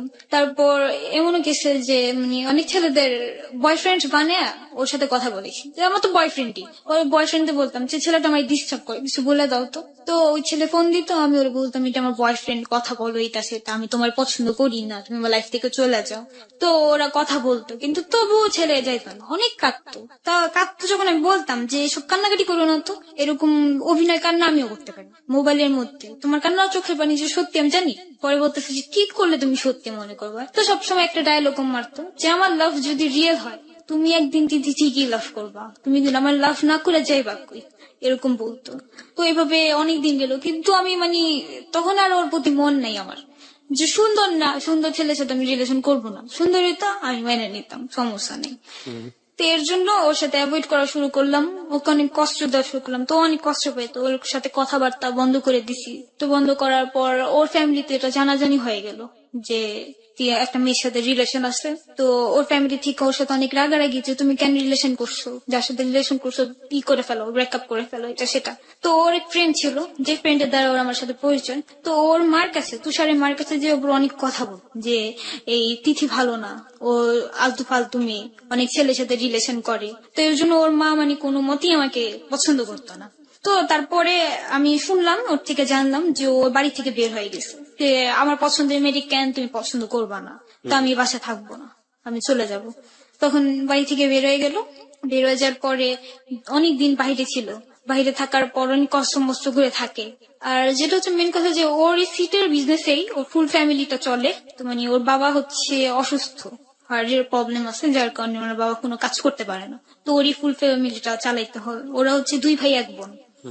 তো ও যখন বাসা থেকে বের হয়ে যায় তখন ওর ফ্যামিলিটার খুব প্রবলেম হয়ে যায়। তো তখন আবার ওর ফ্যামিলি থেকে করে ঢাকায় নিয়ে আসে, আচ্ছা ঠিক আছে আমরা মেয়ে বাসায় প্রস্তাব নিয়ে যাবো, আচ্ছা তুমি বলো, সমস্যা নেই। তো সেই মুহূর্তে যখন ওর ফ্যামিলি রাজি হয় তখন সে আমাকে ফোন দিয়ে বলে যে আমার ফ্যামিলির ম্যানেজ করছি, এটা সেটা, আমি তোমার বাসায় বিয়ে প্রস্তাব পাঠাচ্ছি। তখন আমি তো আমার মাথায় বাড়ি পড়ে যে না, আমি বিয়ে করবোই না, কোনো মতে বিয়ে করবো না রে। তো তখন ওর সাথে আমি আরো করি যে তুমি আমার থেকে অনুমতি না নিয়ে তোমার ফ্যামিলির কেন জানাইছো এই কথা, আমি তো তোমাকে বিয়ে করবো না। ওকে, তো সে তখন আবার বলে যে দেখো তিথি, আমি অনেক কষ্ট করে ম্যানেজ করছি আমার ফ্যামিলিরে, আমি তোমার জন্য অনেক কিছু করছি যা না করতে হয়েছে আমার এই বছরে 7 বছর আমি না করছি, তো তুমি আমাকে এভাবে ছেড়ে দিও না। তো এরকম বলতো। তো সেখানে তারপর আমি ওকে বললাম যে যদি আমাকে বিয়ে করতে চাও তোমার 5 বছর ওয়েট করতে হবে। তো বললো যে কেন, আমি 5 বছর কেন ওয়েট করবো? তো আমি বলতেছি আমি 5 বছর আমার ক্যারিয়ার দাঁড়া করাবো তারপর। তো মাঝখানে আবার কি, আমি আমাদের পার্লারের নিজের পার্লার ছেড়ে আমি একটা জব নেই সেন্টার রোড, সেখানে হচ্ছে এক নেত্রীর পার্লারে আমি জব নেই। তো নেত্রীর ছেলে হচ্ছে গান করে, তো কিছুদিন পর ওর এক অ্যালবামটা বের হবে। জি, আর একক। দ্বিতীয় অ্যালবামটা হচ্ছে সেটা আমার সাথেই বের হওয়ার কথা ছিল। আপনি গানও গাইতে পারেন। হ্যাঁ, আপনি এই কণ্ঠটা আপনার যে ট্র্যাপ ছিল সেই ট্র্যাপে কখন ব্যবহার করতেন? টু বি অনেস্ট, মানে আপনি ছেলেদেরকে পটানোর জন্য বা ছেলেদেরকে শাস্তি গুলো দেওয়ার জন্য, have you ever use that vocal? হ্যাঁ, কিছু কিছু টাইম করতাম। যেমন করতেন? অনেকে গান পছন্দ করতো, তো অনেক ছেলেকে এই গান শোনাইতাম, যেমন ও বলতো গান শোনাও, তো গান শোনার পরে বলতো যে ওয়াও তোমার কণ্ঠ তো অনেক সুন্দর, এটা সেটা, মানে গানে আরো বেশি একটু ইমপ্রেস হইতো। দ্যাটস ওয়াই প্রিয় শ্রোতা, আমরা এখানে এন্টারটেইন করার জন্য আমরা আসলে ওর কাছ থেকে কণ্ঠটা মানে গান শোনাইনি আপনাদেরকে। আমরা আসলে এটা একটা সত্য ঘটনার একটা ছোট পার্ট হিসেবে নিয়েছি এই গানটাকে, কারণ জেবিএসবি যে ধরনের রিয়েলিটি শো, এখানে গান যায় না। ওকে, হ্যাঁ, তারপর সেটা আপনি বলছিলেন যে তো সেখানে যে জব নেই, তো সে জবে আমার ওই যে ছেলের সাথে আমার কাজ করার কথা ছিল গানে অ্যালবামে, তো সেই ছেলের সাথে আমার কন্ট্রাক্টের কিছু একটা হয়, মানে যে তুমি যদি গান করতে হয় তো তোমার 5 বছরের কন্ট্রাক্টে তোমার আমার সাথে সাইন দিয়ে নিতে হবে যে তুমি আমাকে ছাড়া কারোর সাথে গান করতে পারবে না। তো এই জন্যই আমি ওকে বলি যে 5 বছর আমি আমার ক্যারিয়ার দাঁড়া করাবো, তারপর আমি তোমাকে বিয়ে করবো। কিন্তু ওর কাছে এতটা সময় ছিল না, 5 বছরের মতো টাইম ছিল না। তো এর জন্য বলতেছে যে না, আমি 5 বছর ওয়েট করতে পারবো না, আমি কিছু বুঝি না, 5 বছর আমি কিছু বুঝি না, তোমার ক্যারিয়ার কিসের ক্যারিয়ার, আমি যতটুকু টাকা কাজ করি আমরা আদায় করি, তো সেটা তো তোমার হয়ে বেশি হবে। তবে যাই হোক, আমার নিজের পায়ে তো আমাকে দাঁড়াতে হবে, আমি এত বড় একটা সুযোগ পেয়েছি, আমার খুব স্বপ্ন ছোট থেকে আমি সিঙ্গার হব, একজন বড় সিঙ্গার হব, কিন্তু সেটা যদি এখন আমি চাও পূরণ না করতে পারি তাহলে কেমন লাভ হলো? আমার লাভের কোনো দরকার নেই, আমি আমার গান দরকার। তো তখন অনেক রাগারাগি করি, রাগারাগি করার পর তো একটা পর্যায়ে তার সাথে আমার বলা হয় যে আমার সাথে দেখা করো তিথি। তো আমি বলছি কেন দেখা করবো? তো বলতেছে যে দেখো করো, তুমি আমাকে দেখার পর তোমার যদি আমাকে ভালো না লাগে তো তুমি আমাকে রিজেক্ট করে দিও, আর তুমি আমাকে দেখবা আর আমি তোমাকে কিছু কথা বলবো। তো আমি বলছি কি কথা? মোবাইলে বলো, দেখে কথা বলার কি দরকার আছে? বলে যে হ্যাঁ আমি মোবাইলে বলতে চাই না, আমি দেখার পরে কিছু বলতে চাই। তো বললো যে তুমি দেখা করো। সেদিন 11ই এপ্রিল ছিল, 12ই এপ্রিলের কথা ছিল দেখা করার, কিন্তু সেদিন আমি দেখা করতে পারি না, কারণ আমার নিজের তখন পার্লার ছিল। তো সেখানে আমাকে টাইম দিতে হবে, যেহেতু আমার পার্লার স্টাফ ছিল, কিন্তু স্টাফ থাকাকালীনও আমার কাজ করতে হতো। তো এর জন্য আমি আর দেখা করতে পারি না। সেদিন আমাদের বিয়ের কাজ ছিল। জি। তো আমি বললাম যে আমি আজকে দেখা করতে পারবো না। সে অনেক আপসেট হয়ে গেল যে তুমি আমার সাথে কেন দেখা করতে পারবা না, দেখা করতে একটু অনেক করে বলতেছে কথাগুলো। তো আমার কাছে খারাপ লাগতো যে আরে বেচারাটা কষ্ট পাইছে বা এটা সেটা, খারাপ লাগতো, খুব খারাপ লাগতো। বা কথা না বলতে পারলেও খুব খারাপ লাগতো যে কথা বলতে পারতেছি না, কিন্তু বুঝতে পারতাম না যে কেন এরকম হইতেছে আমার সাথে, যে সে ছেলের প্রতি কেন মায়া কাজ করে বা কেন আমি যে ছেলেটার সাথে আপনার কন্ট্যাক্ট হওয়ার কথা গানের, রাইট? না তাহলে তুষারের সাথে। তুষারের সাথে, ওকে, হ্যাঁ। তুষারের গানের কন্ট্যাক্ট তাহলে কার সাথে? গানের কন্ট্যাক্ট হয় আমার আরেকজনের সাথে, যেখানে আমি জব করতাম সেখানেও আপনার এই প্রেমের ফাঁদ বা প্রেমের সম্পর্ক, রাইট? না। তাহলে তার সাথে ফ্রেন্ডশিপ ছিল আমার। এবং সেও আপনাকে বিয়ে করতে চাইতো? হ্যাঁ, সেও আমাকে বিয়ে করতে চায়নি। তাহলে এরকম কন্ট্রাক্টর বলতো যে বিয়ে করব না, বাট ভালো একটা রিলেশন থাকবে আমাদের মধ্যে। তো বলছি যে Okay. কেমন রিলেশন? তো বাজে কিছু রিলেশনের কথাই বলছে। তো আমি মানিনি। তো আমি টাকা দিয়ে আমি আমার অ্যালবামের কাজ করতে চাইছি। তো তখন টাকার কন্ট্রাক্টই হয়েছে। ওকে, হ্যাঁ, তুষারের প্রসঙ্গে তারপর? তো তুষারের প্রসঙ্গে যাই, তো ওর জন্য আমার এমনি কেন জানি খুব মায়া লাগতো, বা কথা বলতে অন্য মানুষের সাথে কথা না বলে আমি ওর সাথে কথা বলতাম, সবাইকে বাদ দিয়ে ওর সাথে কথা বলতাম। বা কথা যদি না বলতে পারতাম তো অনেক খারাপ লাগতো যে আমি কথা বলতে পারতেছি না, বা এটা সেটা কেন লাগতো আমি জানি না, বুঝতাম না যে কেন। আমি কি তাকে লাইক করি? মাঝে মাঝে আমি নিজেকে নিজে জিজ্ঞেস করতাম যে আমি কি তাকে লাভ করি বা লাইক করি, বা আমি কিভাবে লাইক করতে পারবো? সে তো আমার পছন্দের মতো ছেলে না, সে তো আমার মতন না। আমি যেমন একটা ছেলে চাই সে তেমন তো না। তো আমি তার সাথে কিভাবে লাইক করতে পারি? বা হয়তো বা তার কথা ভালো লাগে, যাকে এটা কোনো সমস্যা নেই, 2-1 দিন খারাপ লাগবে তারপর ঠিক হয়ে যাবে, এরকম চিন্তা করতাম। তো ওই 12 তারিখে দেখা করার কথা ছিল, দেখা করিনি। তো আমাদের দেখা হলো 13 তারিখ। তো সেদিন আমি বাসা থেকে বের হই, আমি কাজ শিখি, তো সেখানের কথা বলে বের হই যে আমি কাজ শিখতে যেতেছি। তো আম্মু বলতে আচ্ছা ঠিক আছে যাও, সমস্যা নেই। তো বাসা থেকে যখন বের হচ্ছি তখন আম্মুও বলতেছে আব্বুও বলতেছে যে আজকে বের হইস না, কেন জানি ভাল লাগতেছে না, তুই বের হইস না, দরকার নেই। তা আমি সবসময় একটু অন্যরকম ভাবে বের হই, যেমন মাঝে মাঝে 3 পিস বা প্যান্ট গেঞ্জি এগুলো পরেই বের হলি, বা আমি চোখে একটু কাজল লাগাই। তো সেদিনও লাগাইছি, একই রকমেরই আমার গেট আপ ছিল। কিন্তু তবুও আমার বোন বলতেছে কি যদি এত সাজছস কেন? তো বলছে আমি কই সাজছি, আমি তো সবসময় এরকমই থাকি, আমি এই গেট আপই থাকি। তো বলতেছে না তুই সাজা গুজা কোর্স করে বের হইছিস, তুই যাইস না কোনো জায়গায়, তুই মনে কর কারোর সাথে দেখা করতে যাবি। তো বলতেছে না আমি কারোর সাথে দেখা করতে যাবো না বইলা। তারপরে বের হইছি, বের হওয়ার পর হাঁটতে হাঁটতে আমাদের বেরিবাদের উপরে উঠলাম, সেখান থেকে রিক্সা নিলাম, রিক্সা নিয়ে খোলামোড়া ঘাটে নামলাম। এটা কি আপনার কারোর সাথে দেখা করতে যাওয়া নাকি এমনি এমনি? দেখা করতে যাওয়া। কার সাথে? তুষারের সাথে। ওকে, হ্যাঁ, তারপর? তো তারপর সেখানে গেলাম, আমি যাওয়ার পরে ও নৌকা নিয়ে দাঁড়ায় আছে, আমি নৌকায় চড়তে গেছিলাম, ঘুরবো যে আমরা নৌকাতে ঘুরবো। তো সেখানে নৌকা নিয়ে দাঁড়ায় আছে। তো সেদিনই ফার্স্ট আমি ওকে দেখি, 1 বছরের পরে তার সাথে প্রথম দেখা আমার। এর আগে আপনি ওকে ডিনাই করছেন ওর চেহারার জন্য, সেটা আপনি না দেখে ডিনাই করছেন? হ্যাঁ, না দেখি। কার কাছ থেকে শুনে? আমার ফ্রেন্ডের কাছ থেকে। এই শুনেই আপনি তাকে ডিনাই করে যাচ্ছেন কন্টিনিউ? হ্যাঁ। ওকে, তারপর? তারপর তাকে আমি বাস্তবে দেখলাম। তো দেখার পরও আমি আশ্চর্য হয়ে গেলাম যে না, এ তো আমার পছন্দের না, একদমই না। মানে যেটা আপনার ফ্রেন্ড বলেছিল সেটাই ঠিক আছে? হ্যাঁ, সেটাই ঠিক আছে, ও অতটা সুন্দর না। ওকে। তো তো আমাকে বলতেছে যে এই যে আমি মোবাইলটা দিয়ে আমাকে দেখাচ্ছে যে এই যে আমি। আপনাকে চিনলো কিভাবে? সে তো আমাকে চিনে, সে আমাকে আগেই দেখছে, দেখেই তো আমার নাম্বারটা ওকে, দিচ্ছে। ওকে। সে আমাকে চেনার পরে তারপর আমি নৌকায় চললাম। তো অনেকক্ষণ কথা হচ্ছে যে তুমি আমাকে কেন বিয়ে করবা না, বা কেন কি এটা করো না, এটাই করো না, তুমি জানো আমি তোমার জন্য মরে যেতেও পারবো। তুমি বলছি এগুলি ডায়লগ মারি, ছেলেরা মরতে পারে না। আপনি এতটা সাহসী ছিলেন যে নতুন নৌকার মধ্যে অচেনা একটা ছেলেকে উঠে আপনি এই ধরনের কথা বলছেন? হ্যাঁ, আমি তো কথা বলতাম তার সাথে। হ্যাঁ, বলতেন, কিন্তু তার সাথে আপনার আগে কখনো দেখা হয়নি, 1। 2 নম্বর হচ্ছে যে এমন একটা জায়গায় আপনি যাচ্ছেন বা এরকম একটা জায়গায় যাচ্ছেন যেখানে আপনি ছেলেটাকে বলেই ফেলছেন যে আমি তোমার সাথে রিলেশনশিপ রাখবো না, সেটা বলার জন্য আপনি তার কাছে গিয়ে ওটা বলছেন, হ্যাঁ হ্যাঁ, যে ছেলেটার সাথে আপনার আগে কখনো দেখা হয়নি। দেখা হয়নি তো। This is the hard reality. প্রিয় শ্রোতা, এই শোটা আমরা জানি না যে এরপরে আমরা কি ধরনের অভিজ্ঞতার মুখোমুখি হতে যাচ্ছি, এবং এই শোতে বেশ কিছু টার্ন আপ আছে, সেটা বাকি যে সময়টা আছে আমাদের হাতে সেই সময়ের মধ্যেই ঘটবে, কারণ এই শোতে আরো একজন অতিথির আগমন ঘটবে এবং সেটা যে কোনো মুহূর্তে। হ্যাঁ, তারপর সেখানে যাই, তো তখন নৌকায় বসাকালীন আমাদের কথা হচ্ছে, এরকম বিষয় অনেক কিছু বিষয় ডিসকাস হচ্ছে। তোমাকে বলতেছে আজকে আমি তোমাকে আমার বাসায় নিয়ে যাবো। তো আমি বলছি আমি তোমার বাসায় কেন যাবো? বলে আমি তোমার বাসায় নিয়ে আর আসতে দেবো না। আমি বলি কি আমার রাস্তা না দিলে কি হয়েছে, আমি দড়ি টড়ি ছিঁড়াই, তোমার বাপেরও সাধ্য নিয়ে আমার আটকে রাখা।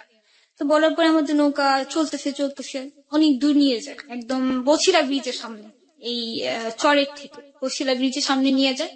তো তখন আমি নৌকালাকে বলতেছি যে আমি জাস্ট আধা ঘন্টা টাইম নিয়ে বের হয়েছি, কারণ আমার এখান থেকে এসে ব্যাক করে আবার আমরা যেখানে আমি কাজ শিখি সেখানে আমার যেতে হবে। তো পরে নৌকালে বলতেছি যে আপনি নৌকা ঘুরান, আমার তো দেরি হয়ে যাচ্ছে। তখন প্রায় 5টা বেজে গেছে, আমি 4টা বাজে বের হয়েছি।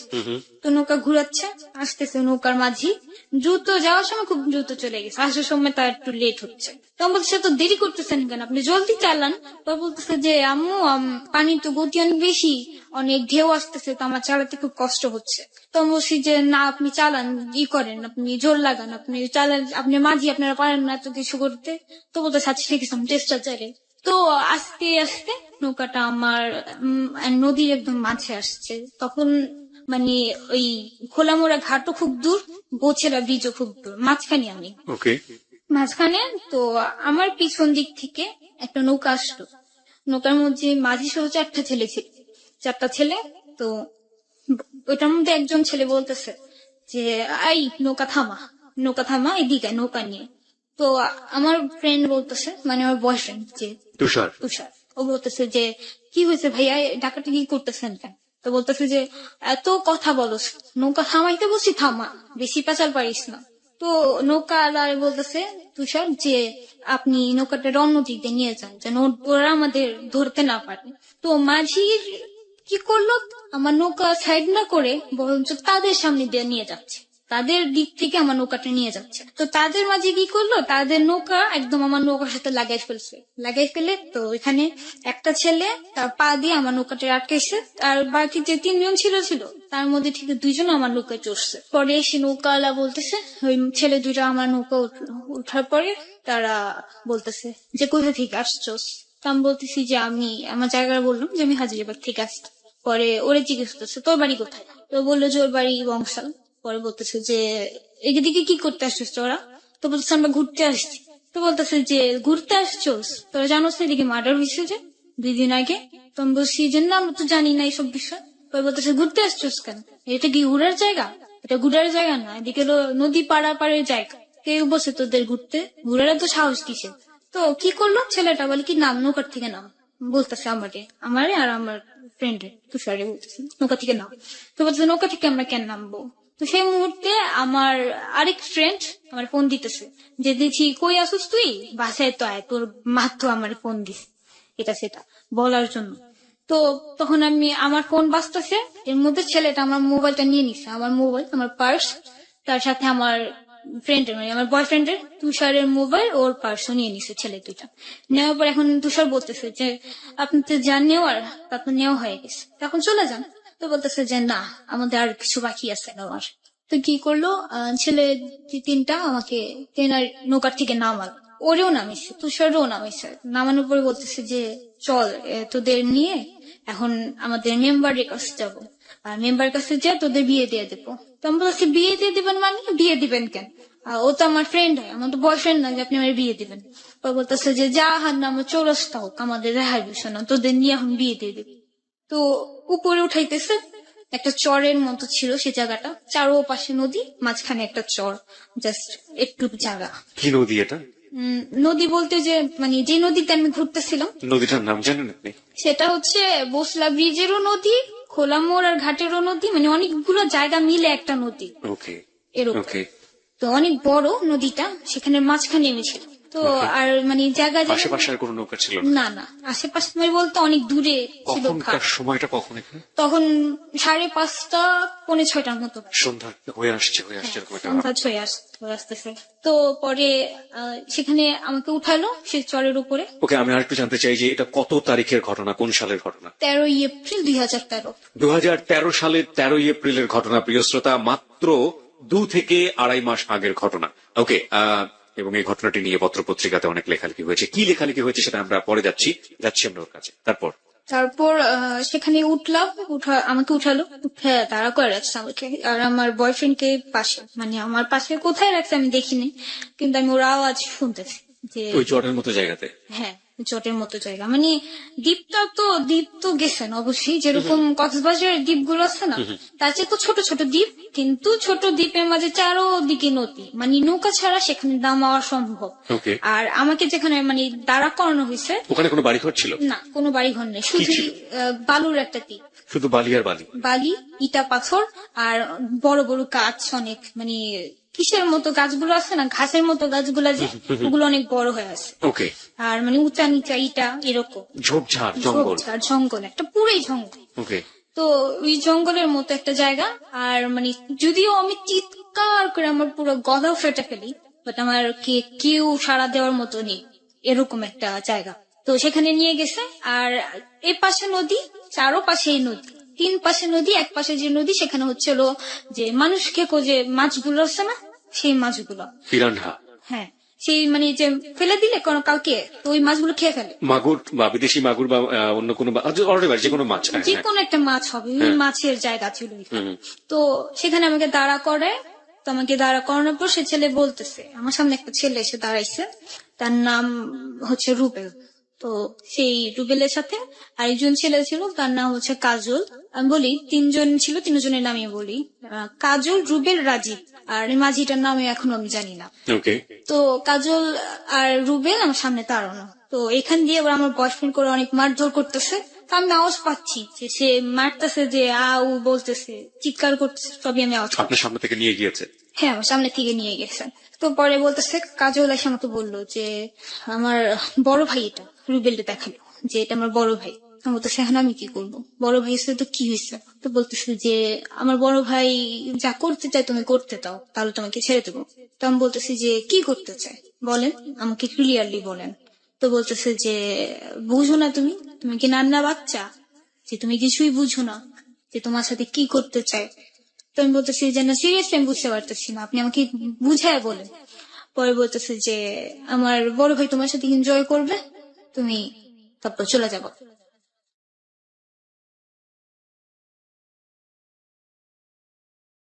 তখন আমি পুরো চেইতেন বলতেছি, এনজয় করবো মানে আমি কি এনজয় করার মতো মেয়ে? আমাকে দেখে ওরকম লাগতেছে যে আমি ওরকম কোন জায়গা থেকে উঠে আসছি যে আমার সাথে এনজয় করবে, ছেড়ে দিবে, শেষ, তারপর আর কিছু হবে না। পরে বলতেছে যত পেছাল পারস কে, তুই জানোস তোরে যে আমি এদিকে মাইরা ফালাই দিলে তোর কেউ খুঁজে পাইবো না। তো আমি বলতেছি যে খুঁজে না পাইলে না পাবে, মাইরা ফেলতে মন চাইলে মাইরা ফেলেন, কোনো সমস্যা নেই, আমার যা করতে বলছিলাম তা করতে পারবো না, কোনো মতেই না। তো তখন অনেক হয় ওদের সাথে, আমার হাতাহাতি হয় প্রচুর, চিল্লাচিল্লি, ওই ছেলেরা আমার গায়ে টাচ করতে গেলে টাচটা মানে আমি হাত ছড়াই দেই, এটা সেটা অনেক কিছু।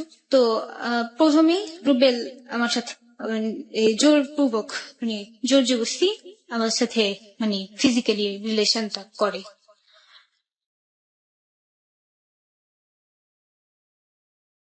করার পর সে তখন আমি মানে কি বলবো, এত কাঁদছি আর তুষার কোথায় ছিল সেই মুহূর্তে? তখন সে কোথায় ছিল আমি তখন জানি না যে সে কোথায় ছিল। তো তখন সে আমার সাথে এমন করলো, পরে আমি আপনি তখন শাউট করছিলেন না, তুষারের নাম ধরে ডাকছিলেন না? হ্যাঁ, অনেক চিৎকার করছি প্রচুর। যখন আমি সেই জায়গাটা দাঁড়াইছিলাম তখন আমি ভাবতেছি যে যদি আমার হয়তো যে হঠাৎ করে একটা মানুষ আসতো, যে কিনা একজন ফেরেশতা এসে আমাকে উঠাই নিয়ে চলে যেত, কেউ আমায় কিছু করতে যদি না পারতো, তাহলে হয়তো বা ভালো হইতো। আমি শুধু এইটাই চিন্তা করতেছি যে অলৌকিক কিছু কি ঘটবে বা ঘটার মতো, এরকম যদি ঘটে তো অনেক ভালো হবে। এরকম কিছুই ঘটে নাই। তখন তাদের কাছে অনেক চিৎকার করছি আর বলছি যে আমি আপনার ছোট বোনের সমান হব, আমাকে ছেড়ে দেন, আমাকে বাসায় যেতে দেন, আমাকে এরকম করেন না।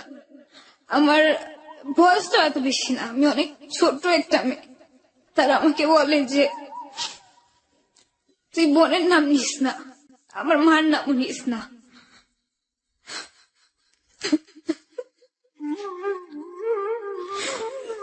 তাহলে তোরে মায়ের ফেলবো আমরা। তখন বলতেছি যে আমাকে এত কষ্ট না দিয়ে আপনি এক কাজ করেন, আমাকে মেরে ফেলেন, গলায় চিবিতে মেরে ফেলেন। বলে যে না, তোরে তো মারলে এনজয় করা মজা পাবো না, জিন্দা মানুষের সাথে একটা মজা করার মাঝে আর একটা মরা মানুষের সাথে কোনো মজা নেই। তারা আমাকে বারবার চাকুর আঘাতের মতো আমাকে আঘাত করে, কিন্তু আমি চিৎকার করতেছি আর শুধু একজন লাইকে কেউই আমার হেল্প করে না। একটা মানুষের মাঝে কোনো মানুষত্ব ছিল না।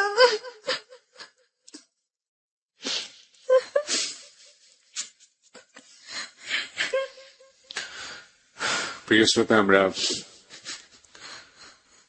ঘটনার এখন যে জায়গাটিতে রয়েছি সেটা নির্মম বাস্তবতা, এবং সেই বাস্তবতা কতটা ভয়াবহ হতে পারে যারা একদম প্রথম থেকে শুনেছেন তারা বুঝতে পারবেন। এবং উই আর ট্রুলি স্পিচলেস।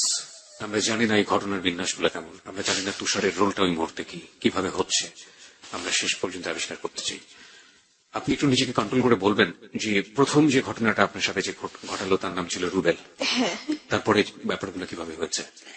প্রথম রুবেল ছিল, তারপর সে চলে যাওয়ার পরে দ্বিতীয় কাজল আসে। বিরতির ঘন্টা বেজে গেছে প্রিয় শ্রোতা, আমরা বিরতির পরে ফিরে আসতে চাই।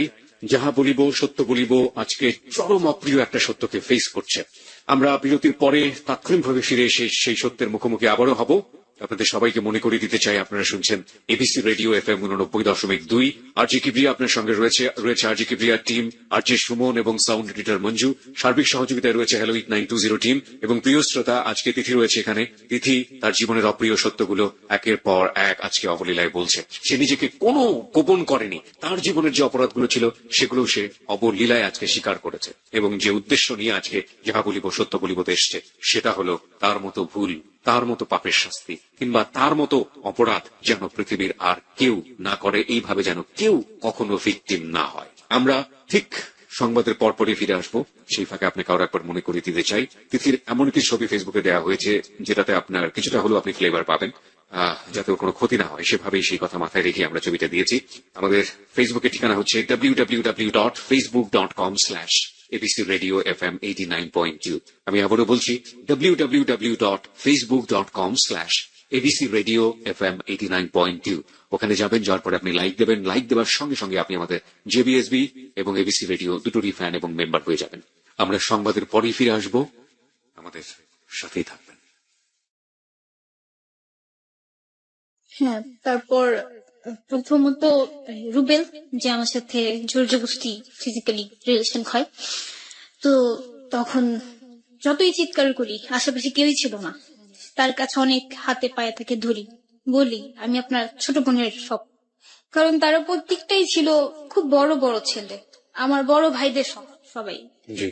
তো পরে তাদের বলছি, তারা কিছুই বলে না, বরঞ্চ আমাকে আরো ধমক দেয়, মারধরও করে। তারপরে আসলো আরেকজন ছেলে, কাজল, দ্বিতীয় জন, সেও আমার সাথে একই কাজই করে। তো আমি যখন চিৎকার করছি সে আমাকে আরো বলে যে আরো চিৎকার কর, আরো কাঁদ। তোর কান্নাটা আমার খুব ভালো লাগতেছে, আরো কাঁদ, আরো চিৎকার কর, আরো জোর নেই, গলার মাঝে আর জোর নেই, আরো জোর দিয়ে চিৎকার কর। তা আমি যতটুকু ক্ষমতা ছিল আমি চিৎকার করছি। তো তারপর আরেকজন ছেলে আসে, তৃতীয় রাজি, সে আসে, সেও আমার সাথে একই কাজই করে, সেম। তার কাছেও প্রচুর কান্নাকাটি। এখানে আমি আমার অজস্র বা চিৎকারের উপরেই আছি, জাস্ট হেল্পের জন্য। যার কাছে পাচ্ছি আমি আমার হাতটা পাইটা দিচ্ছি, আমি তাদের পায়ে পর্যন্ত ধরছি, সে জানোয়াররা আমাকে ছাড়ে নাই। জানোয়ার যেমন একটা মরা মাংস পেলে যাবে টুকরো টুকরো করে খায়, ছিঁড়েছে, তেমন করে আমাকে খাইছে তারা। সেইখানে তিনজনের মধ্যে আমাকে কেউ একজন হয়তো বা আমার গলায় ধরে, ওখানে একটা দেয়াল ছিল, শুধু একটা দেয়াল, সেই গলায় ধরে আমাকে দেয়ালের মধ্যে ফিক্কা মারে। আমার মাথায় প্রচন্ড ব্যথা পাই, যেটার জন্য আমার এখনো ট্রিটমেন্ট চলতেছে। আর আমাকে যখন নিচে ফেলে দেওয়া হয় ধাক্কা মেরে মাটিতে, তখন আমার মাটিটা ছিল যেই স্থানে আমাকে শোয়ানো হয় সেই স্থানটা ছিল যেমনি উঁচা নিচা মাটি যে বলে না এরকম। টেবল থিব্র। হ্যাঁ, তো আমি অনেক ব্যথা পেয়েছি, আমার পিঠে অনেক প্রচন্ড ব্যথা ছিল। তারপর 3 জনের পর আরো 3 জন আসে। ওই 3 জন তো নৌকাতে ছিল না, ওরা ওখানে ছিল। হ্যাঁ, ওই 3 জন ওখানেই ছিল। তারপর আরো 3 জন ছেলে আসে নৌকাতে করে। ওকে। তো সেখানে একজন ছিল আশিক। তো আশিক এসে বলতেছে যে তুই কোথা থেকে কোন মেয়ে ধরে নিয়ে আসছো, কার বাড়ির মেয়ে ধরে নিয়ে আসছো, তাদের দিয়ে দে, আমি তারে সালামতিতে তার বাসায় দিয়ে আসবো আমি ঠিক মতো। তো তখন যখন আমি তার কথাটা শুনলাম, আমার কাছে মনে হলো যে না, একটা মানুষ পাইছি কেউ আমাকে বাঁচাবে, কেউ আমাকে জাহান নামটা যে আমি জ্বলতেছি যে দোজগে, সে যুদুক থেকে আমাকে উদ্ধার করবে। কিন্তু তা হয়নি। সে কিছুক্ষণ পরে সে নিজে এই সমাজ সাথে একই কাজ করলো। বরঞ্চ আরো তার ফ্রেন্ড যে ছিল সে এসে লাইট দিয়ে আমাকে চেহারা দেখাচ্ছে, বলে চেহারাটা দেখা নে, মেয়েটা অনেক সুন্দর, আরো বেশি মজা পাবি তাহলে। সে সেম একই কাজ করলো। তখন সন্ধ্যা হয়ে গিয়েছে। তখন সন্ধ্যা শেষ হয়ে প্রায় 7:30টার মতো বাজে এরকম। তো আমার গলা প্রচুর শুকায় গেছে। তো আমি তাদের কাছে জাস্ট একটু পানি চাইছি, যেটা আমার লাস্ট রিকোয়েস্ট, যেটা যে আমি জানতেছি যে রিকোয়েস্ট আমি যতই করি আমার কিছু করার ছিল না, আমাকে কেউ কিছু করবে না। আর যেটা হচ্ছে মেন কথা, যে আমাকে যখন বাড়ি মারে তো তখন আমার এরকম অবস্থা ছিল যে মানে আমি সবকিছু দেখতেছি, সবকিছু সহ্য করতেছি, চিৎকারও করতে পারতেছি, বাট আমার সম্পূর্ণ শরীরে কোনো শক্তি ছিল না যে আমি কাউকে কিছু করব বা আমি দৌড়াবো বা আমি পালাবো, এরকম কোনো বই ছিল না বা কোনো শক্তি আমার গায়ে ছিল না। তাদের কাছে আমি একটা ফোঁটা পানি জাস্ট রিকোয়েস্ট করছিলাম যে আমাকে একটু পানি দেন, আমি একটু পানি খাবো, আমার প্রচন্ড পরিমাণে তৃষ্ণা পেয়েছে। অথচ সেই ছেলেগুলো আমাকে একটা ফোঁটাও পানি দেয়নি। যে মানে পানির তৃষ্ণা যে কত বেশি সেটা আমি বুঝতে পারছি সেদিন। যে আমাকে যদি সেদিন ড্রেন থেকে পানি যদি এনে দিত, আমি মনে হয় সেটা খাইলেও আমার কাছে শান্তি থাকতো যে আমি পাইছি, একটু পানি পাইছি এত কষ্টের পর। যেটা হচ্ছে জঘন্য পরিমাণের কষ্ট তারা আমাকে দিচ্ছে, একের পর এক ছেলে আসতেছে। যে 3 জন, সেই 3 জনই আমার সাথে একই কাজ করলো। করার পর তখন যেখানে আমাকে শোয়ানো ছিল, যে শোয়ানো হয়েছিল যে পাটিতে, সম্পূর্ণ পাটি ব্লিডিং দিয়ে ভরে গেছিল। আমি তখন তাদের বলতেছি যে দেখেন আমার প্রচুর ব্লিডিং হইতেছে, আমাকে ছেড়ে দেন, আমার হয়েছে তো আপনাদের যা করার শেষ, আমার এবার ছেড়ে দেন, আমার কি এখনো রেখে দিবেন, আমার রেখে কি লাভ আছে বলেন, আমার সাথে এমন কেন করতেছেন আপনারা।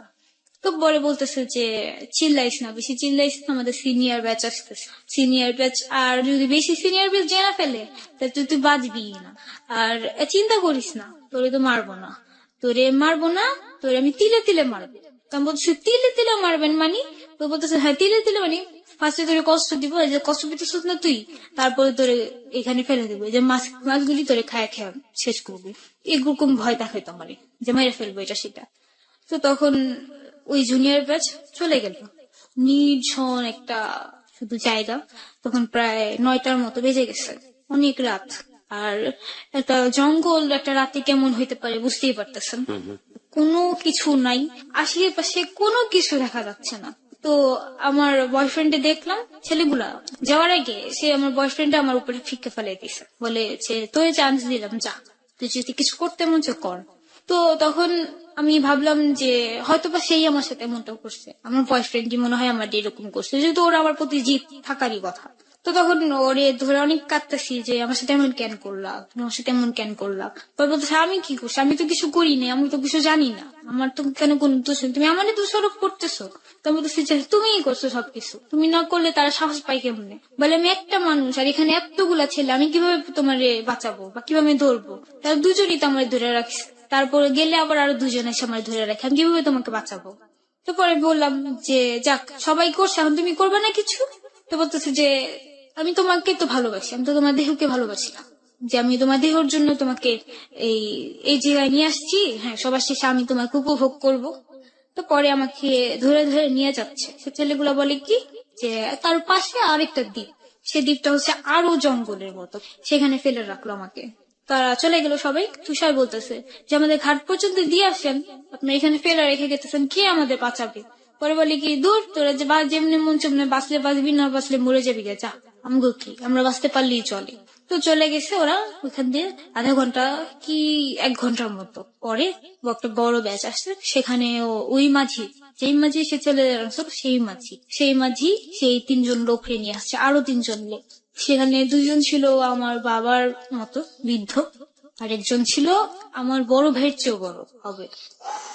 তো সেখানে যেই ফার্স্ট লোকটা সে আমাকে মেয়ে ডাকে, বলে তুমি আমার মেয়ের সমান, কিন্তু অথচ সে আমাকে যখন মেয়ে ডাকে তখন মনে হলো কি যে যাক, উপর থেকে একটা ফেরেশতা নিচে নামছে, এবার আমি বাঁচবো, যেমনি হোক আমি বাঁচবো।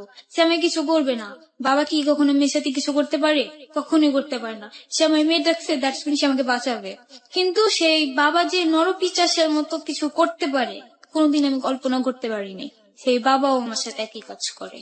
আর যে আরেকজন লোক ছিল সে আমাকে বোন ডাকে, নিজের মার পেটের বোন, সেও আমার সাথে একই কাজ করে। আরেকজন লোক ছিল, সেও একই কাজ করে। করার পর তারা আমাকে বলে তুমি বাঁচতে চাও? তো বলতেছি অবশ্যই বাঁচতে চাও। বলে বাঁচাবো, একটা শর্ত আছে। তো বলতেছি কি শর্ত? বলে যে আমরা যে তোমার সাথে কিছু করছি সেটা দুনিয়ার কাউরে বলতে পারবো না, ইভেন তোমার বয়ফ্রেন্ড কেও না। আমার বয়ফ্রেন্ডকে তখন ওরা আরেক জায়গায় নিয়ে আটকা রাখে। তো পরে বলতেছে যে তোমার বয়ফ্রেন্ড কেও না। তো আমি বলছি আচ্ছা ঠিক আছে আমি বলবো না, বাঁচার জন্য আমি মিথ্যে কথা বলতেছি, আমি বলবো না, কিছু বলবো। পরে বলতেছে যে তোমার মার বুকের ভিতর কসম খেয়ে বলো তুমি কিছু বলবা না। তো তখন কোনো জবাব ছিল না আমার কাছে, না আমি পারতেছি কসম খাইতে, না পারতেছি আমি কিছু করতে। তো তারপর সে লোক বলল যে আমি তোমাকে নিয়ে যাব, নিয়ে আমি তোমাকে আমার বাসায় রাখবো, তারপর দিন তুমি তোমার বাসায় যাবা। তো তখন ইভেন র্যাবের কাছে পর্যন্ত চলে গেছে, পুলিশের কাছে কেস চলছে, আমাদের হাজারীবাগে থানা হয়ে গেছে জিটি, যে আমার বোনকে পাওয়া যায় না। একটু থামাবো আপনাকে। এই পর্যায়ে আমরা কিছু জিনিস আমাদের ফেসবুকে পোস্ট করতে চাই। আপনার এই ঘটনা তো পত্রপত্রিকায় এসেছিল, হ্যাঁ। আপনার জানা মতে কোন কোন পত্রপত্রিকা এসেছিল? সমকাল, বাংলাদেশ প্রতিদিন, আমাদের দেশ, ভোরের কাগজ, তারপর জনকণ্ঠ, কালের কণ্ঠ।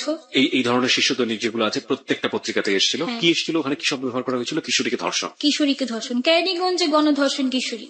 ওকে, প্রিয় শ্রোতা, আমরা কিছু পত্রিকার কিছু ক্লিপিংস আপনাদেরকে এই মুহূর্তে ফেসবুকে দিয়ে দিচ্ছি। আপনারা ওখানে পড়লে ডিটেল জানতে পারবেন যে ও যেটা বলেছে এবং সেভাবে যেভাবে রিপোর্ট এসছে সেখানে কোনো মিল কিংবা অমিল আছে কিনা। আমরা আমাদের ফেসবুকের ঠিকানা আরো একবার আপনাদেরকে বলে দিচ্ছি। আমাদের ফেসবুকের ঠিকানা হচ্ছে www.facebook.com/abcradiofm89.2। আমি আবারও বলছি www.facebook.com/abcradiofm89.2। ওখানে যাবেন, যাওয়ার পরে আপনি লাইক দেবেন, লাইক দেওয়ার সঙ্গে সঙ্গে আপনি যাহা বলিব সত্য বলিব, এবং একই সাথে এবিসি রেডিওর মূল যে ফ্যান পেজটি সে পেজটির মেম্বার হয়ে যাবেন। হ্যাঁ, তারপর রাতের বেলা ওই লোকটা আমার বোনকে ফোন করলো, পরে বলতেছে আপনি কি তিথির বোন? পরে বলতেছে যে হ্যাঁ হ্যাঁ আমি তিথির বোন। তিথি কোথায়? পরে বললো যে আপনারা চিন্তা করেন না, তিথি ভালো আছে, ঠিক মতো আছে, ওর জাস্ট টাকাতে ধরছিল। তো বলতেছে যে আচ্ছা ঠিক আছে তাহলে আমরা এখন আসতেছি, ওকে নিয়ে যাও। তো পরে ফোনটা আমাকে দিল। পরে আমি বললাম যে আপু আসা লাগবে না। আমি রিয়েলটা বলি নাই, কারণ হচ্ছে কি যে আমি যখন ওখান থেকে ব্যাক করি ওই নদীর থেকে, চর থেকে যখন আমাকে নিয়ে আসে, তখন এই সিনিয়রের থেকেও আরো সিনিয়র ব্যাচ আসছিল, যেখানে পুরা নদী নৌকাতে ভরে গেছিল। আর সেখানে এক একটা নদীতে 10-12 জন করে ছেলে ছিল, যারা একই কাজ আমার সাথে করার জন্য আসতেছিল নৌকাতে। হ্যাঁ, কিন্তু তারা মানে যে আমাকে আর পায়নি। আমি তখন আশা করতেছি, তো তখন আমাকে আনা হয়েছে একদম চেহারা, মানে আমাকে মাথায় কাপড় দিয়ে পুরো ফেসটা ঢাকা, যে মানে মাঝখানে, সবার মাঝখানে আমাকে বসাইছে, যেন কেউ বুঝতে না পারে আমি মেয়ে বা আমি একটা মেয়ে বসে আছি এর জন্য। তো তারা লাইট মারতেছে, এটা ওইটা করতেছে যে কে যাচ্ছে দেখার জন্য, বাট দেখতেছে যে অনেকগুলো ছেলে, এর জন্য আর থামায়নি। তো তাদের প্ল্যানিংটা ছিল এটাই, যে তারা যখন বড় মানে সিনিয়র ব্যাচ পাঠাচ্ছে সে ছেলেগুলো, তো তাদের নিয়ে ছিল যে তারাও একই কাজ করবে, করার পর যদি আমি বেঁচে থাকি তারা আমাকে শেষ করে দেবে, কারণ যদি বেঁচে থাকি আমি ওদের প্রমাণ হয়ে দাঁড়াবো। তো এছাড়াও জুনিয়র ব্যাচও ডিসাইড দিয়েছিল আমাকে মেরে ফেলার। তো এক ফ্রেন্ড আরেক ফ্রেন্ডে বলতেছে যে মারতে হলে তো দুজনকে মারতে হবে, একজন মারলে আরেকজনের সাক্ষী হয়ে থাকবে, আরেকজন মারলে আরেকজনের সাক্ষী হয়ে থাকবে। তো ওই যে ছেলে ছিল যে আশিক, ও খুব চালাক, বলে যে মেয়েটারে শেষ কর, ছেলেরে কোনোভাবে বুঝায় নেওয়া যাবে, যেমন মানে ওদের নিয়ে ছিল গুসটুস দিয়ে কিছু করা যাবে, বাট মেয়ের তো সবকিছুর মাঝে প্রমাণ পাওয়া যাবে আমরা কিছু করছি, মেরে শেষ করবে। পরে বলতেছে যে না, মেরে শেষ করা যাবে না, আমাদের তো সিনিয়র ব্যাচ আসবে, সিনিয়র ব্যাচ গাইসা নিক, তারপরে তারা ডিসাইড করবে কি করা যায়। সিনিয়র ব্যাচ আসার আগে আমি এসে করতেছি, তো তারা ডিসাইড, মানে তাদের হাতে ছুরি টুরি সবকিছু ছিল, তাদের লাইট জ্বালানো, তো আমি দেখতেছি সবকিছু। তা আমি তো খুব ভয় আছি, আর সম্পূর্ণ তখন নৌকা নদীর ঘেরাও ছিল আমাকে ধরার জন্য।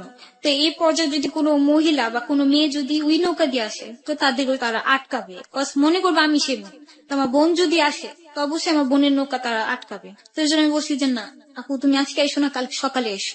তো সকালে যখন আসে, সেদিন পহেলা বৈশাখ, আমি অনেক কিছু আশা করছিলাম যে পহেলা বৈশাখে আমি সাদা শাড়ি পরবো, লাল গহনা পরবো, ঘুরবো, এখানে যাবো ওখানে যাবো। কিন্তু আমার সেই স্বপ্নটা সেদিন 13 এপ্রিল পুরাই ভেঙে গেছে। বৈশাখীর যে ঝড়, সেই ঝড়টা সেদিন রাত্রে আমার উপর দিয়ে গেছে, যার কারণে বৈশাখীর দিন আর কোনো ঝড় আসেনি। তো ওই লোকের বাসায় গেল, তো আমার বাবা তো বলতেছে যে দুনিয়াতে এখন এত ভালো মানুষ আছে যে একটা মেয়েরে পাইছে, সে লোক তার মেয়েটাকে তাই নিছে, লোকটা না জানি কত ভালো। তো গেলো, যাওয়ার পরে লোক তো খুব ভালো ব্যবহার, নাস্তা টাস্তা খাওয়াইলো, সবকিছু করলো। পরে আমাকে বাসায় নিয়ে আসতেছে যখন, তখন শীতে দাঁড়িয়ে আমি আমার বোনকে বলতেছি যে আব্বু, আমার তো প্রবলেম হয়েছে, আমি একটু হসপিটালে নিয়ে আসেন, আমি হাঁটতে পারতেছি না, আমি কিছুই করতে পারতেছি না। ওই বলতেছে যে কি হয়েছে তোমার, বলো আমারে। তুমি বলতেছি যে হসপিটালে নিয়ে যান না, ফার্স্ট টাইম কিছু বলতে চাইনি। ওই বলতেছে যে হসপিটাল নিয়ে যাবো কেন, তোমার ব্যথা উঠছে পেটে? আমার পেটে আমার এমনি ব্যথা ছিল, আবার গ্যাস্ট্রিকের। তো বলছে ব্যথা উঠছে, আমি বলি কি না, আমার রেপ হয়েছে। তখন ডাইরেক্ট আমি আমার বোনকে বলি, তোমার বোন তো পুরেই আচমকা খেয়ে ওখানে দাঁড়ায় যায়, প্রচুর চিৎকার করে কান্না করে। কান্না থামায় আমি বলি যে নিয়ে যান, আমি একটু জলদি নিয়ে যান।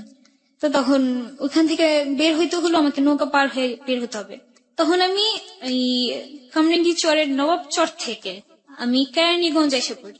কেরানীগঞ্জ নারিকেল বাগ। তো সেখান থেকে আমার পারাপার করতে হলে অবভিয়াসলি আমার নৌকাতে চড়তে হবে। তো সেই রাতের পর থেকে আমি নৌকা খুব ভয় পাই। তখন আমি বলতেছি যে আমি নৌকাতে চড়বো না, চড়বো না। পর আপু বলতেছে যে কেন চড়বো না, চলো তোমায় তো নিতে হবে। তো আমাকে নিয়ে গেল ঢাকা মেডিকেল কলেজে হাসপাতাল। সেখানে নিয়ে যাওয়ার পর টিকিট কাটার সময় বলতেছে যে কি প্রবলেম মেয়ের, তো বলে যে রেপ কেস। তো বলতেছে আচ্ছা ঠিক আছে, এটা তো এখানে না, আউটে হবে না, এখানে ঢাকা মেডিকেল কলেজের ভিতরে আবার একটা এই ধরনেরই আছে ওসিসি, যেখানে হচ্ছে যে এসিড ক্ষিপ্ত মেয়েদের বা হাজবেন্ড টর্চারিং করে বা এরকম সেক্সুয়াল অ্যাসাল্ট কিছু ঘটনা ওইখানে নেয়। তো সেখানে আমাকে কি করা দিয়ে দিল, সেন্ড করা দিল, সেখানে নিয়ে যেতে হবে। তো সেদিন এত খারাপ অবস্থা, অথচ এখান থেকে হেঁটে আমার 12 তলা যেতে হয়েছে, 12 তলা থেকে আবার 1 তলা আসতে হয়েছে, আবার 12 তলা যেতে হয়েছে। তারপরে যে আমাকে ভর্তি রাখছে, ভর্তি রাখার পরে যা যা চিকিৎসা করার করলো, যেগুলো মেন সেগুলো, কিন্তু তারপর আমাকে কোনো চিকিৎসাই করেনি। যেমন আমার সেদিন শ্বাসের প্রবলেম হয়েছে, বাট আমাকে অক্সিজেন দেওয়া হয়নি। ইভেন আমার ব্লাড সম্পূর্ণ চলে গেছে, ব্লাডও ভরা হয়নি, কোনো স্লাইনও দেওয়া হয়নি ওসিসি থেকে। জাস্ট কি করলো, ঘটনাটা শুনলো, ঘটনাটা কোন এলাকার, কেরানীগঞ্জের। সেখান থেকে কিছু পুলিশ কেরানীগঞ্জে ফোন দিল, মামলা হলো, মামলা হয়ে গেল। তারপরে 14 তারিখে আমি ভর্তি, 16 তারিখে আমার 2 জন আসামি ধরা পড়লো। এটা হচ্ছে রুবেল আর কাজল, যার ছবি আমার মোবাইলে আছে। একটু যারা ধরা পড়লো এদেরকে নিয়ে পত্রপত্রিকার ছবি এসছে কোনো? হ্যাঁ, কোনো পত্রিকায় ছবি এসছে এদেরকে নিয়ে? পত্রিকা ছবি আসে নাই, বাট আমার যে অপরাধ বিচিত্রা, যেখানে আমার ফুল কাহিনীটা লেখা, সেখানে ছবি দেওয়া আছে আপনার এই ওদের ছবি সহ? হ্যাঁ হ্যাঁ। আচ্ছা, আরেকটা জিনিস একটু জানতে চাইবো যে আপনি যখন আপনার মামলাটা নিয়ে নিল, তার আগেই তো এটা পত্রিকায় পাবলিশ হয়েছে না তারপরে পাবলিশ হয়েছে? তারপরে এটা তার পাবলিশ অনেক হয়েছে? পরে, কারণ আমাকে যেখানে রাখা হয়েছে, যেমন হচ্ছে যে 1 কিলোমিটার দূরে একটা কেচি গেট, তারপর আরেকটা কেচি গেটের ভিতরে পড়বে। সেখানে মা বাবার সাথে কারো থাকতে হয় না, শুধু ভিকটিম থাকতে পারবে, এছাড়া কেউ না। ওকে, তারপর সেখান থেকে কোন সাংবাদিক আসছে, অসংখ্য সাংবাদিক আসছে তিথিকে জাস্ট দেখার জন্য, তিথির কাহিনীটা শোনার জন্য, বাট ওনারা দিতে দেয়নি যে মেয়ের ফিউচারের কথা, এটা সেটা অনেক কিছু। বাট এই মিডিয়াতে না যাওয়াতেই আমার মামলার যা কাহিনী সেটা আমি বলতেছি, বললেই বুঝবেন। তো 2 জন আসামি গ্রেফতার হয়, তখন আমি হসপিটালে ভর্তি, অনেক অবস্থা খারাপ আমার, আমি ঠিক মতো হাঁটতেও পারি না, আর 15 দিন পর্যন্ত আমার কোনো সেন্স ছিল না, যেমন হচ্ছে যে আমি কথা বলতেছি মাঝখানে থেমে যাবো, তারপর আমি কোনো ছেলে দেখতেছি তো আমি পুরো চিৎকার শুরু করে দিচ্ছি, আমার বাঁচাও বাঁচাও, আমি এই ছেলে আমার ই করবে, মেরে ফেলবে, এখন আমার কি করবে। বা হঠাৎ করে যদি কেউ আমাকে এসে মানে আমার গায়ে হাত দিচ্ছে, তো আমার সম্পূর্ণভাবে আমি এরকম ভাবে বুঝাই যাই যে না, আমার সাথে কিছু করো না, আমি এমন কিছু করিনি, আমার ছেড়ে দাও, এবার তো ছেড়ে দাও আমাকে। তো আমি যদি টিভিতে দেখতাম নৌকা বা পানি, তো আমি সম্পূর্ণভাবে হয়ে যেতাম। 15 দিন পর্যন্ত আমার এরকম অবস্থা, মানে আমার বাবা ভাই আমি কাউকে করতাম না, সবারই আমি মনে করতাম এরকম যে তারাও মনে আমার সাথে এমনই কিছু করবে। তো এরকম ছিল যে আমার কিছু মনে ছিল, কিছু মনে ছিল না। ওই সেন্সটা যেদিন গায়েব হওয়ার কথা সেদিন হয়নি, বাট তারপরে ছিল না সেন্সটা, যে মানে অনেক কিছু মনে নেই, মামলার অনেক কিছু মনে আছে, যেমন আসামির অনেকের চেহারা ভুলে গেছিলাম, তারপর আবার মনে পড়ছে, হঠাৎ রাত মনে পড়ে, হঠাৎ রাত ভুলে যাই, এরকম। তো 7-8 দিনের মতো আমাকে ঢাকা মেডিকেল কলেজে রাখে। ওখানে ভর্তি রাখার পরে আমাকে ডিএনএ টেস্টের পরে আলট্রাসোনোগ্রাম, যেখানে মানে প্রমাণ যত কিছুর জন্য সবকিছুর প্রমাণিত হওয়ার পরে আমাকে রিলিজ দেয়। তাও পুলিশের হাতে হস্তনত করে তারপর রিলিজ দেওয়া হয় সেখান থেকে। যেমন আমার যে আয়ু, সে আমাকে যে নিয়ে আসার পরে সেখান থেকে আমি বাসায় আসি। বাসায় আসার পরে আমার অবস্থা আরো বেশি খারাপ হয়ে যায়, অনেক অসুস্থ, প্রচুর, বিছানা থেকে উঠতে পারি না আমি। তার মধ্যে আমাকে ম্যাজিস্ট্রেটের কাছে যাইতে হয়েছে এই বয়ান দেওয়ার জন্য, যে আমার মুখের কাহিনী ঘটনা। সেখানে যাই, সেখানে ঘটনা দেই। তো দুজন যে গ্রেফতার হয়, সে দুজনের মধ্যে গ্রেফতার তখন থাকে, ওরা থানায় থাকে, এখন চালান করা হয় না। তো তখন আমার আয়ু বলতেছে যে তুমি তোমার বয়ফ্রেন্ডকে গ্রেফতার করে দাও। তখন বললো যে তুমি তোমার বয়ফ্রেন্ডকে গ্রেফতার করে দাও। তো আমি বলতেছি কেন? বলে কি সবকিছু কর্ম তোমার বয়ফ্রেন্ড করছে। তো আমি বলছি আমার বয়ফ্রেন্ড করছে মানে কি বলতেছেন আপনি এসব? হ্যাঁ, তো আমার আয়ু যে বলতেছে যে তোমাকে বিক্রি করে ফেলছে, তুমি ওকে ধরে দাও। তো তখনও তো আমি তাকে পছন্দ করি না, তো ওরকম কিছুই আমার মাঝে কাজ করে নাই। তো তাই আমি বললাম, আমি হসপিটাল থাকাকালীন সে আমাকে 24 ঘন্টা আমার বোনের মোবাইলে ফোন দিয়ে আমার খোঁজ খবর সবকিছু নিত। ইভেন সেখানে থাকা অবস্থায় সে আমাকে বলছে যে তুমি কোনো চিন্তা করো না, তোমার সবকিছু হয়েছে তো কি হয়েছে, আমি তোমাকে মেনে নেব, কোনো নেই, চিন্তা নেই তোমার। তো যাই হোক, শুনলাম পরে তাকে আমি ডাকাইলাম বাসা, যে তুমি আমাকে দেখতে আসবে না, আমি তো হসপিটাল থেকে রিলিজ পাইছি। তো সে আমাকে দেখতে আসে, তো আমার পুলিশে ফোন দেওয়া হয় ওকে গ্রেফতার করার জন্য। তখন প্রায় 20-25 জনের মতো পুলিশ আসে, আসার পরে তারে আমার সামনে গ্রেফতার করে। তো সে আমাকে আমার রুমে বসাকালীন সে আমাকে বলতেছে যে তুমি আমাকে কেন ডেকে নিয়ে আসছো, আমি তা জানি। তো আমি বলতেছি বলো তো কেন? তো বললো যে তুমি আমাকে গ্রেফতার করাই দিবা, তার জন্য তুমি আমাকে নিয়ে আসছো। তো আমি বলতেছি যে হ্যাঁ, সেটা তো সত্যি। পরে বলি কি আচ্ছা ঠিক আছে, কোনো সমস্যা নেই, তাতে আমার কোনো আপত্তি নেই। পরে তাকে গ্রেফতার করাই দিলাম, সে গ্রেফতার হলো। আর 2জন আসামি গ্রেফতার হলো, আর এছাড়া আরেকজন আসামি গ্রেফতার হয়েছে, সে ছিল না, সে হচ্ছে অন্য মানুষ, কিন্তু পুলিশ বলতেছে সে ছিল, কিন্তু সে ছিল না, আমি চিনি। তো এইভাবেই মামলা চলতেছে, তাদের চালান করে দেওয়া হইলো কোর্টে। তারপর থেকে আমার আর কোন আসামি ধরতেছে না, তারা এভাবে চলে। টোটাল কতজনকে ধরা হয়েছে পর্যন্ত? টোটালি ভাবে হচ্ছে যে তারপরে তার 1 মাস পরে যে লোক যে আমাকে মেয়ে ডাকছে তাকে ধরায় দেওয়ার জন্য, তাকে ধরানোর জন্য প্ল্যানিং করা হলো। যে আমার বোনকে বললো যে আপনি ফোনে কথা বলেন, সে লোকটা সুবিধা নেই।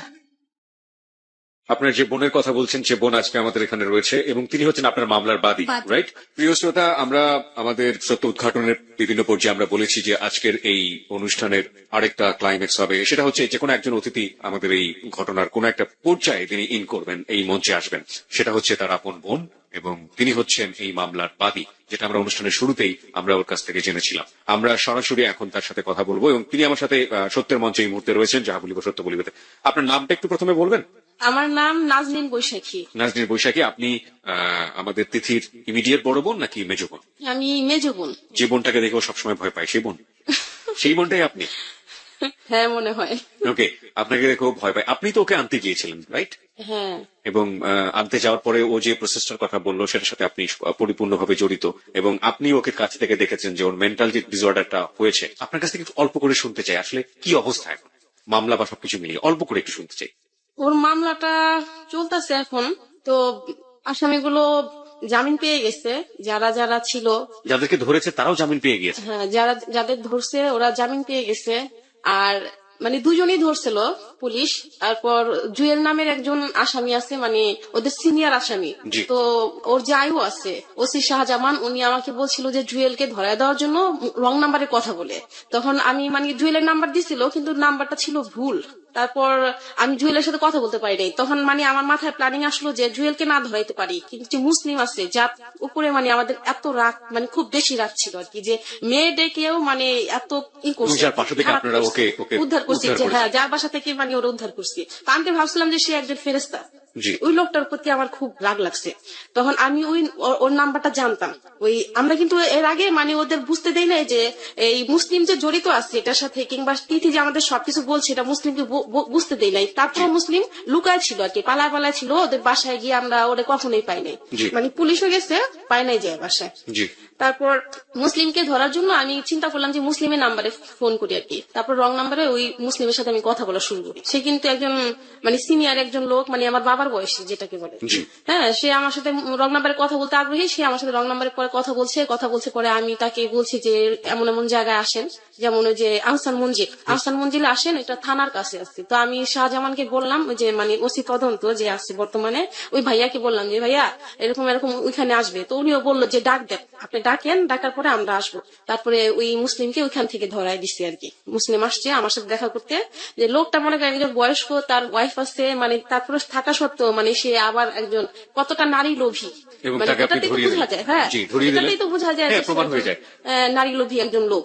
তারপরে মনে করেন তাকে আমি ধরাই দেই। এইভাবে মানে 3 জনকে ধরে। এছাড়াও মানে আরেকজন হজরত নামের একজন লোককে ধরছে।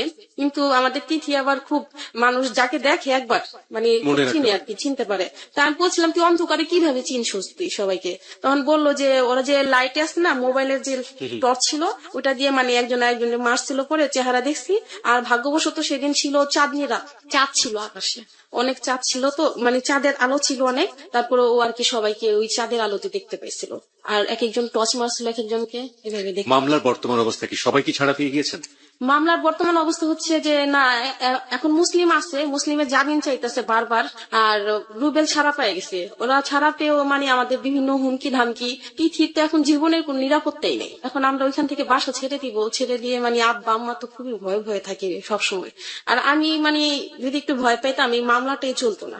তো আমি মনে করি যে না, আমি এই মামলাটাকে ধরে রাখতেছি, ধরতে গেলে আমি অনেকটা, যার জন্য মনে করেন মামলাটা চলতেছে। তারপর ওরা কি বলে জানেন, মনে করেন এমনিতে আপনার আপোষের জন্য কয়েকবার কথা বলছে, আমাদের খুব টাকা পয়সা খাচ্ছে। যেমন ধরেন মেম্বার আমাকে মনে করেন অনেক টাকা সাচ্ছে, 50 লক্ষ টাকার মতো সাচ্ছে। যখন মানে ওনার ছেলে ছিল আর কি আপনার ইয়েতে থানায় ছিল, একবারে 50 লক্ষ টাকা সাচ্ছে, মানে ক্যাশ। বলে কি যে আমার মানে এটা দিবে আমাকে, মানে এটা সাথে সাথে ওনার ছেলেকে মানে কেস উঠাই ফেলতে। মানে তখন তো মানে আমার যে মনের অবস্থা আর এখনো যে মনের অবস্থা এটা তো বুঝাই যাইতেছে। জি। আর আমার ছোট বোনের চেয়ে মনে করেন টাকা পয়সাটা আসলে আমরা কিন্তু আর্থিক অবস্থা আমাদের খুব একটা সচ্ছল না, কিন্তু তারপরও আমাদের এটা চাই না। আমরা চাই এটার একটা ন্যায্য বিচার হোক, একটা ভালো বিচার, চরম বিচার হোক এটা। তুষারের কি হয়েছে? তুষার এখন জেলে আছে, ও বর্তমান জেলে আছে। আর আমার মনে হয় যে তুষার ছেলেটা দোষী না, মানে যতটুকু বুঝছি আর কি, ফার্স্ট টু লাস্ট বুঝা গেল যে ছেলেটা খুব একটা দোষী না আর কি।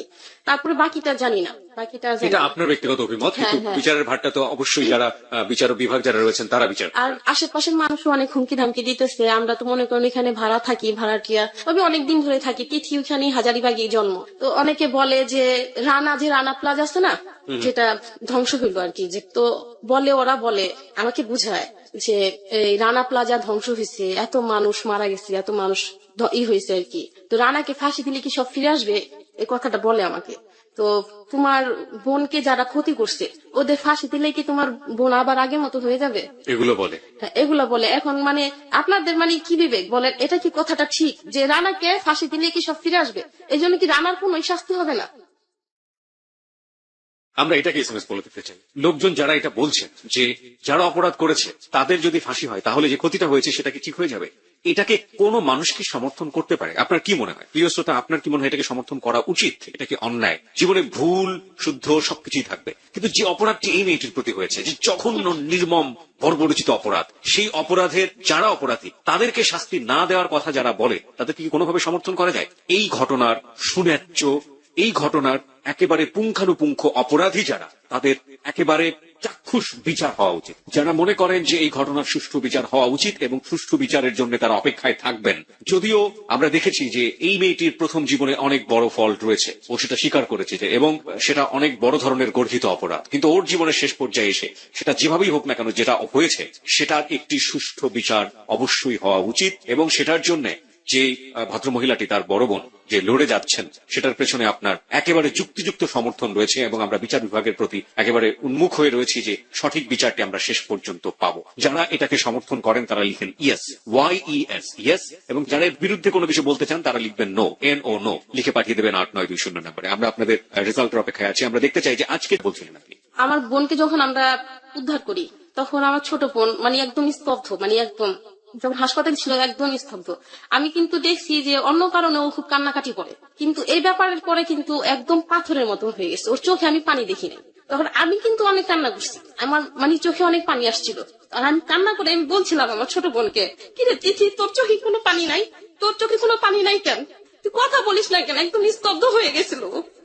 তখন ও আমার কান্না করে বলে নাই, আমাকে এমনিতে স্তব্ধ ভাবেই বলছিল যে, দেখ আপু, কাল রাতে এত চিৎকার করছি যে আমার কণ্ঠে কোনো স্বর নাই, এত কান্না করছি যে আমার চোখে আর পানি নাই।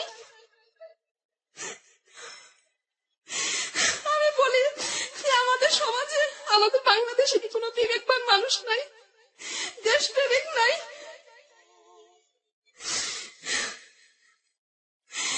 আমি পরে ক্লান্ত হয়ে গেছি এই মামলা লড়তে লড়তে। Please help me. কেউ যদি কোনো ভালো মানুষ থেকে থাকেন, কোনো ভালো জজ, কোনো ভালো উকিল, কোনো ভালো মানুষ, প্লিজ হেল্প মি। আমি বড় ক্লান্ত হয়ে গেছি। আমরা আপনার এই ক্লান্তিতে আমরা আপনার এই ক্লান্তির জায়গাতে আপনাকে অনেক অনেক বেশি উৎসাহ দিতে চাই। আপনি জীবনের শেষ দিন পর্যন্ত হারবেন না। আপনি যাহা বলিব সত্য বলিবতে আজকে এসেছেন, আপনার বোনকে সাথে করে নিয়ে এসেছেন, লাখো মানুষ এখানে শুনছে। আমরা আমাদের দায়িত্বটা পালন করেছি, আমরা পুরো দেশকে জানিয়ে দিয়েছি this is the big platform. এবং